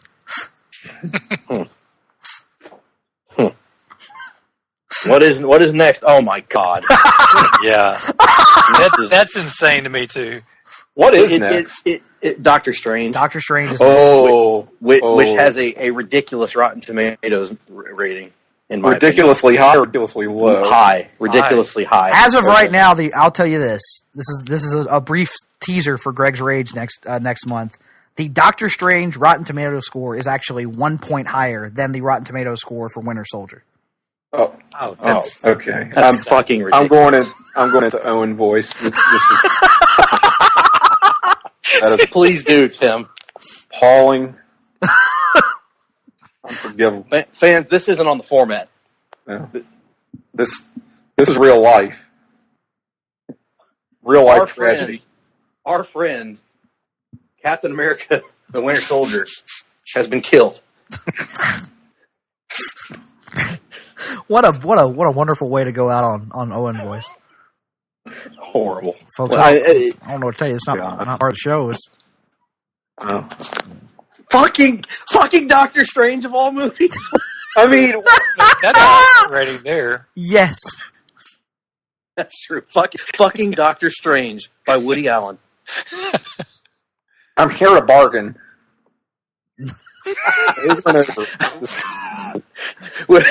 Doctor Strange is actually played by Katharine Hepburn. I'm here to bargain. Oh, they did revise it. It bumped it down a point, so I guess it's technically tied now. That's still an injustice. Wow. That's still an affront to humanity. Good Lord, Greg. No, he's right.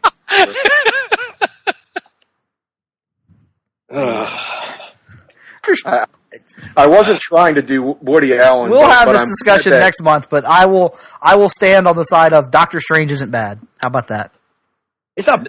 I haven't said it was bad, but I don't think there's. I say as a disclaimer every month, Nick. I don't think there's been a bad Marvel Cinematic Universe film. That's true. However, what I will say is that Doctor Strange.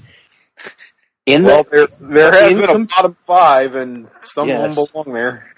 Yes, and Doctor Strange in the comparison to the rest of the MCU is a boring movie about boring people doing boring things. Well, that'll mean that our review of it next month should be fun because I'm reasonably sure I'll have it ahead of certain other films. Can we get Danielle to come on too and talk about the movie? About Doctor Strange? Yes, because she didn't like it either. You can try. I've tried to get her on a podcast many times, but again, as I told you guys in the chat the other day, there are certain things she would prefer for me to reserve for my quote internet friends. Your idiotic internet friends. Hey, she didn't put it that way. She's not as cruel as certain other individuals. She has a little bit more compassion and kindness than other Show people. some heart. Show some compassion. She needs to do some run-ins, study some Lois. Some Lois. There we go.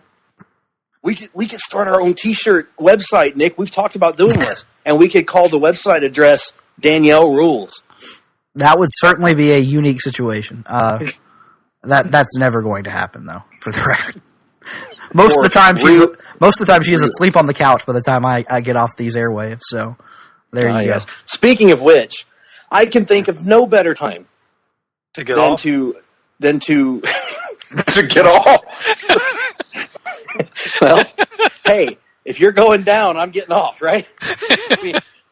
Maybe, I don't know. Anyway, for us to bring it into these shenanigans, and we definitely appreciate all of you tuning in. Please contact us online at our social media accounts. Of course, we invite you to cut out the middleman and come right to Place to Be Nation Comics on Facebook. Join the group, have some discussion. It'll be fun. Or if you want to go to Twitter, I am at gphillips8652. Nick is at nickduke87. Tim, what is your Twitter handle? I am Cyke68, CYKE68 on Twitter. And Mr. Sunday Groove. I am Sunday Groove PTB. Very good. And, of course, come and follow us and have chats with us on that as well. Greg P. at PlaceToBeNation.com, Nick D. at PlaceToBeNation.com if you want to drop us an email. Give us your rankings of the MCU to this point, your thoughts on Hard-Travelers for Hire. Real quick, a plug for what we've got coming up. David, Sunday Groove is going strong. What is in the quiver? You mean going strong? Oh, well, I just had a really fun episode with Mr. Tim Capel on about Jimmy World, and next we'll either be having Tim back for Our Lady of Peace or having you on for some kind of Alter Bridge fandom. I don't know scheduling-wise which will work out next, but I'm excited for both. For real, that Jimmy World one was a lot of fun, and I'm definitely give that one a check it out. Yeah, it's been blowing up on the various groups that you posted it in. We're getting that's the best discussion on. Maybe the most discussion I was going to say that we've gotten on one yet. So surprising for me, yes, but that was a lot of fun doing Sunday Groove or Easy Like David Sunday, however you want to play it. It was a very good time joining Mr. Sunday for that. So I'm very glad that he indulged me and looking forward to, I guess, another installment since we spent so much time on one band. But I guess, is this where I'm supposed to plug my stuff? Yes, I was going to pitch to you, Tim. You, of course, have well, let's see here. 2 semi-regular podcasts and a regular podcast. So tell us what we can expect from the Capelverse moving forward.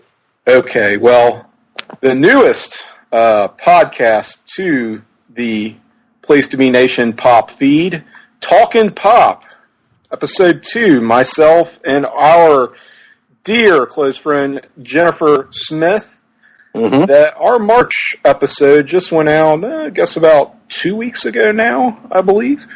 We talk about cyber stalking, but not in a gross sense, in a fun sense that we all do. And had a very special guest, and the manager, Todd Weber of Place to Be Nation Pop. He had some tales. He told some tales out of Skewel. We were very fortunate for that, too. Petroleum and ass, the byline to that episode. It'll make sense when you listen to it, I swear. Beyond that, I'm gonna give you guys a scoop. On Place to Be Nation. Do we have to call the hotline? You do not even have to call the hotline. I'm going to drop it on you for free. Nor get your parents' permission before calling. No. Do not get your parents' permission. Fuck them, as Gene Okerlund would say. So on Place to Be Nation Wrestling, my regular gig over there, again, another monthly podcast called Survey Says. It's a WCW retrospective that I do with my co-host, Andy Helene. At the time of this recording, our March episode has not dropped yet, but I'm going to tell you what it is, so you can look forward to it. We did a rundown of all of the WCW uncensored. No. So all the great moments from that 1995 through the year 2000 annual pay-per-view. It is quite the happening. That should be dropping, I would say, by the time you're hearing this. I don't want to guarantee it will be out there, but I kind of want to guarantee it will be out there. And not to tell any out of Skewel, but I am currently scheduled for a future appearance on Survey Says. Yes, we do have Greg Phillips coming up as our next guest. I will not give away that show topic just yet, but you will be hearing Greg's voice in the very near future on Survey Says. And that's all. Yes, and that's all. And with that being said, folks, it's a late night here in the old Vancouver night sky. I don't know, but it's a late night here. And what I would like to do is wish all of you a very pleasant evening or day whenever you're listening to this, and hope that you'll stick with us and come out next time and listen to another great edition of the Hard-Traveling Fanboys. And by the way, we're coming close to catching up to the MCU in our Hard Travelers for Hire series. Mm-hmm. So, do you have any suggestions for what we should do next for this little series? Drop us a line and let us know. And in the meantime, thanks to our guests. For the record, just so Greg doesn't lead you on under false pretenses, with all the theme months we have built in, we actually won't be wrapping up Hard Travelers for Hire until next year. So don't people don't get ahead of yourselves. Nick, how many emails or even feedback have we actually received in our 2 years of doing this podcast? Well, maybe not emails, but I know all the people keep stopping you at the airport, and I would hate for them to come up to you with podcast ideas and expect to see them on the show, and then them not come into play until June of next year. Nick, I can't stop them at the airports. That's true. It's getting a little uncomfortable. They're coming up to me. They want to talk to me about Stagger Lee Marshall and his comments that he makes every week about me, and I'm getting tired of it. I'm getting sick of it. Lee Marshall, enough. We'll see you next week, folks. Hard-Traveling Fanboys, Hard-Traveling Fanboys, Hard-Traveling Fanboys, Hard-Traveling Fanboys, Hard-Traveling Fanboys, Hard-Traveling Fanboys, Hard-Traveling Fanboys, Hard-Traveling Fanboys, Hard-Traveling Fanboys, Hard-Traveling Fanboys, Hard-Traveling Fanboys, Hard-Traveling Fanboys, Hard-Traveling Fanboys, Hard-Traveling Fanboys,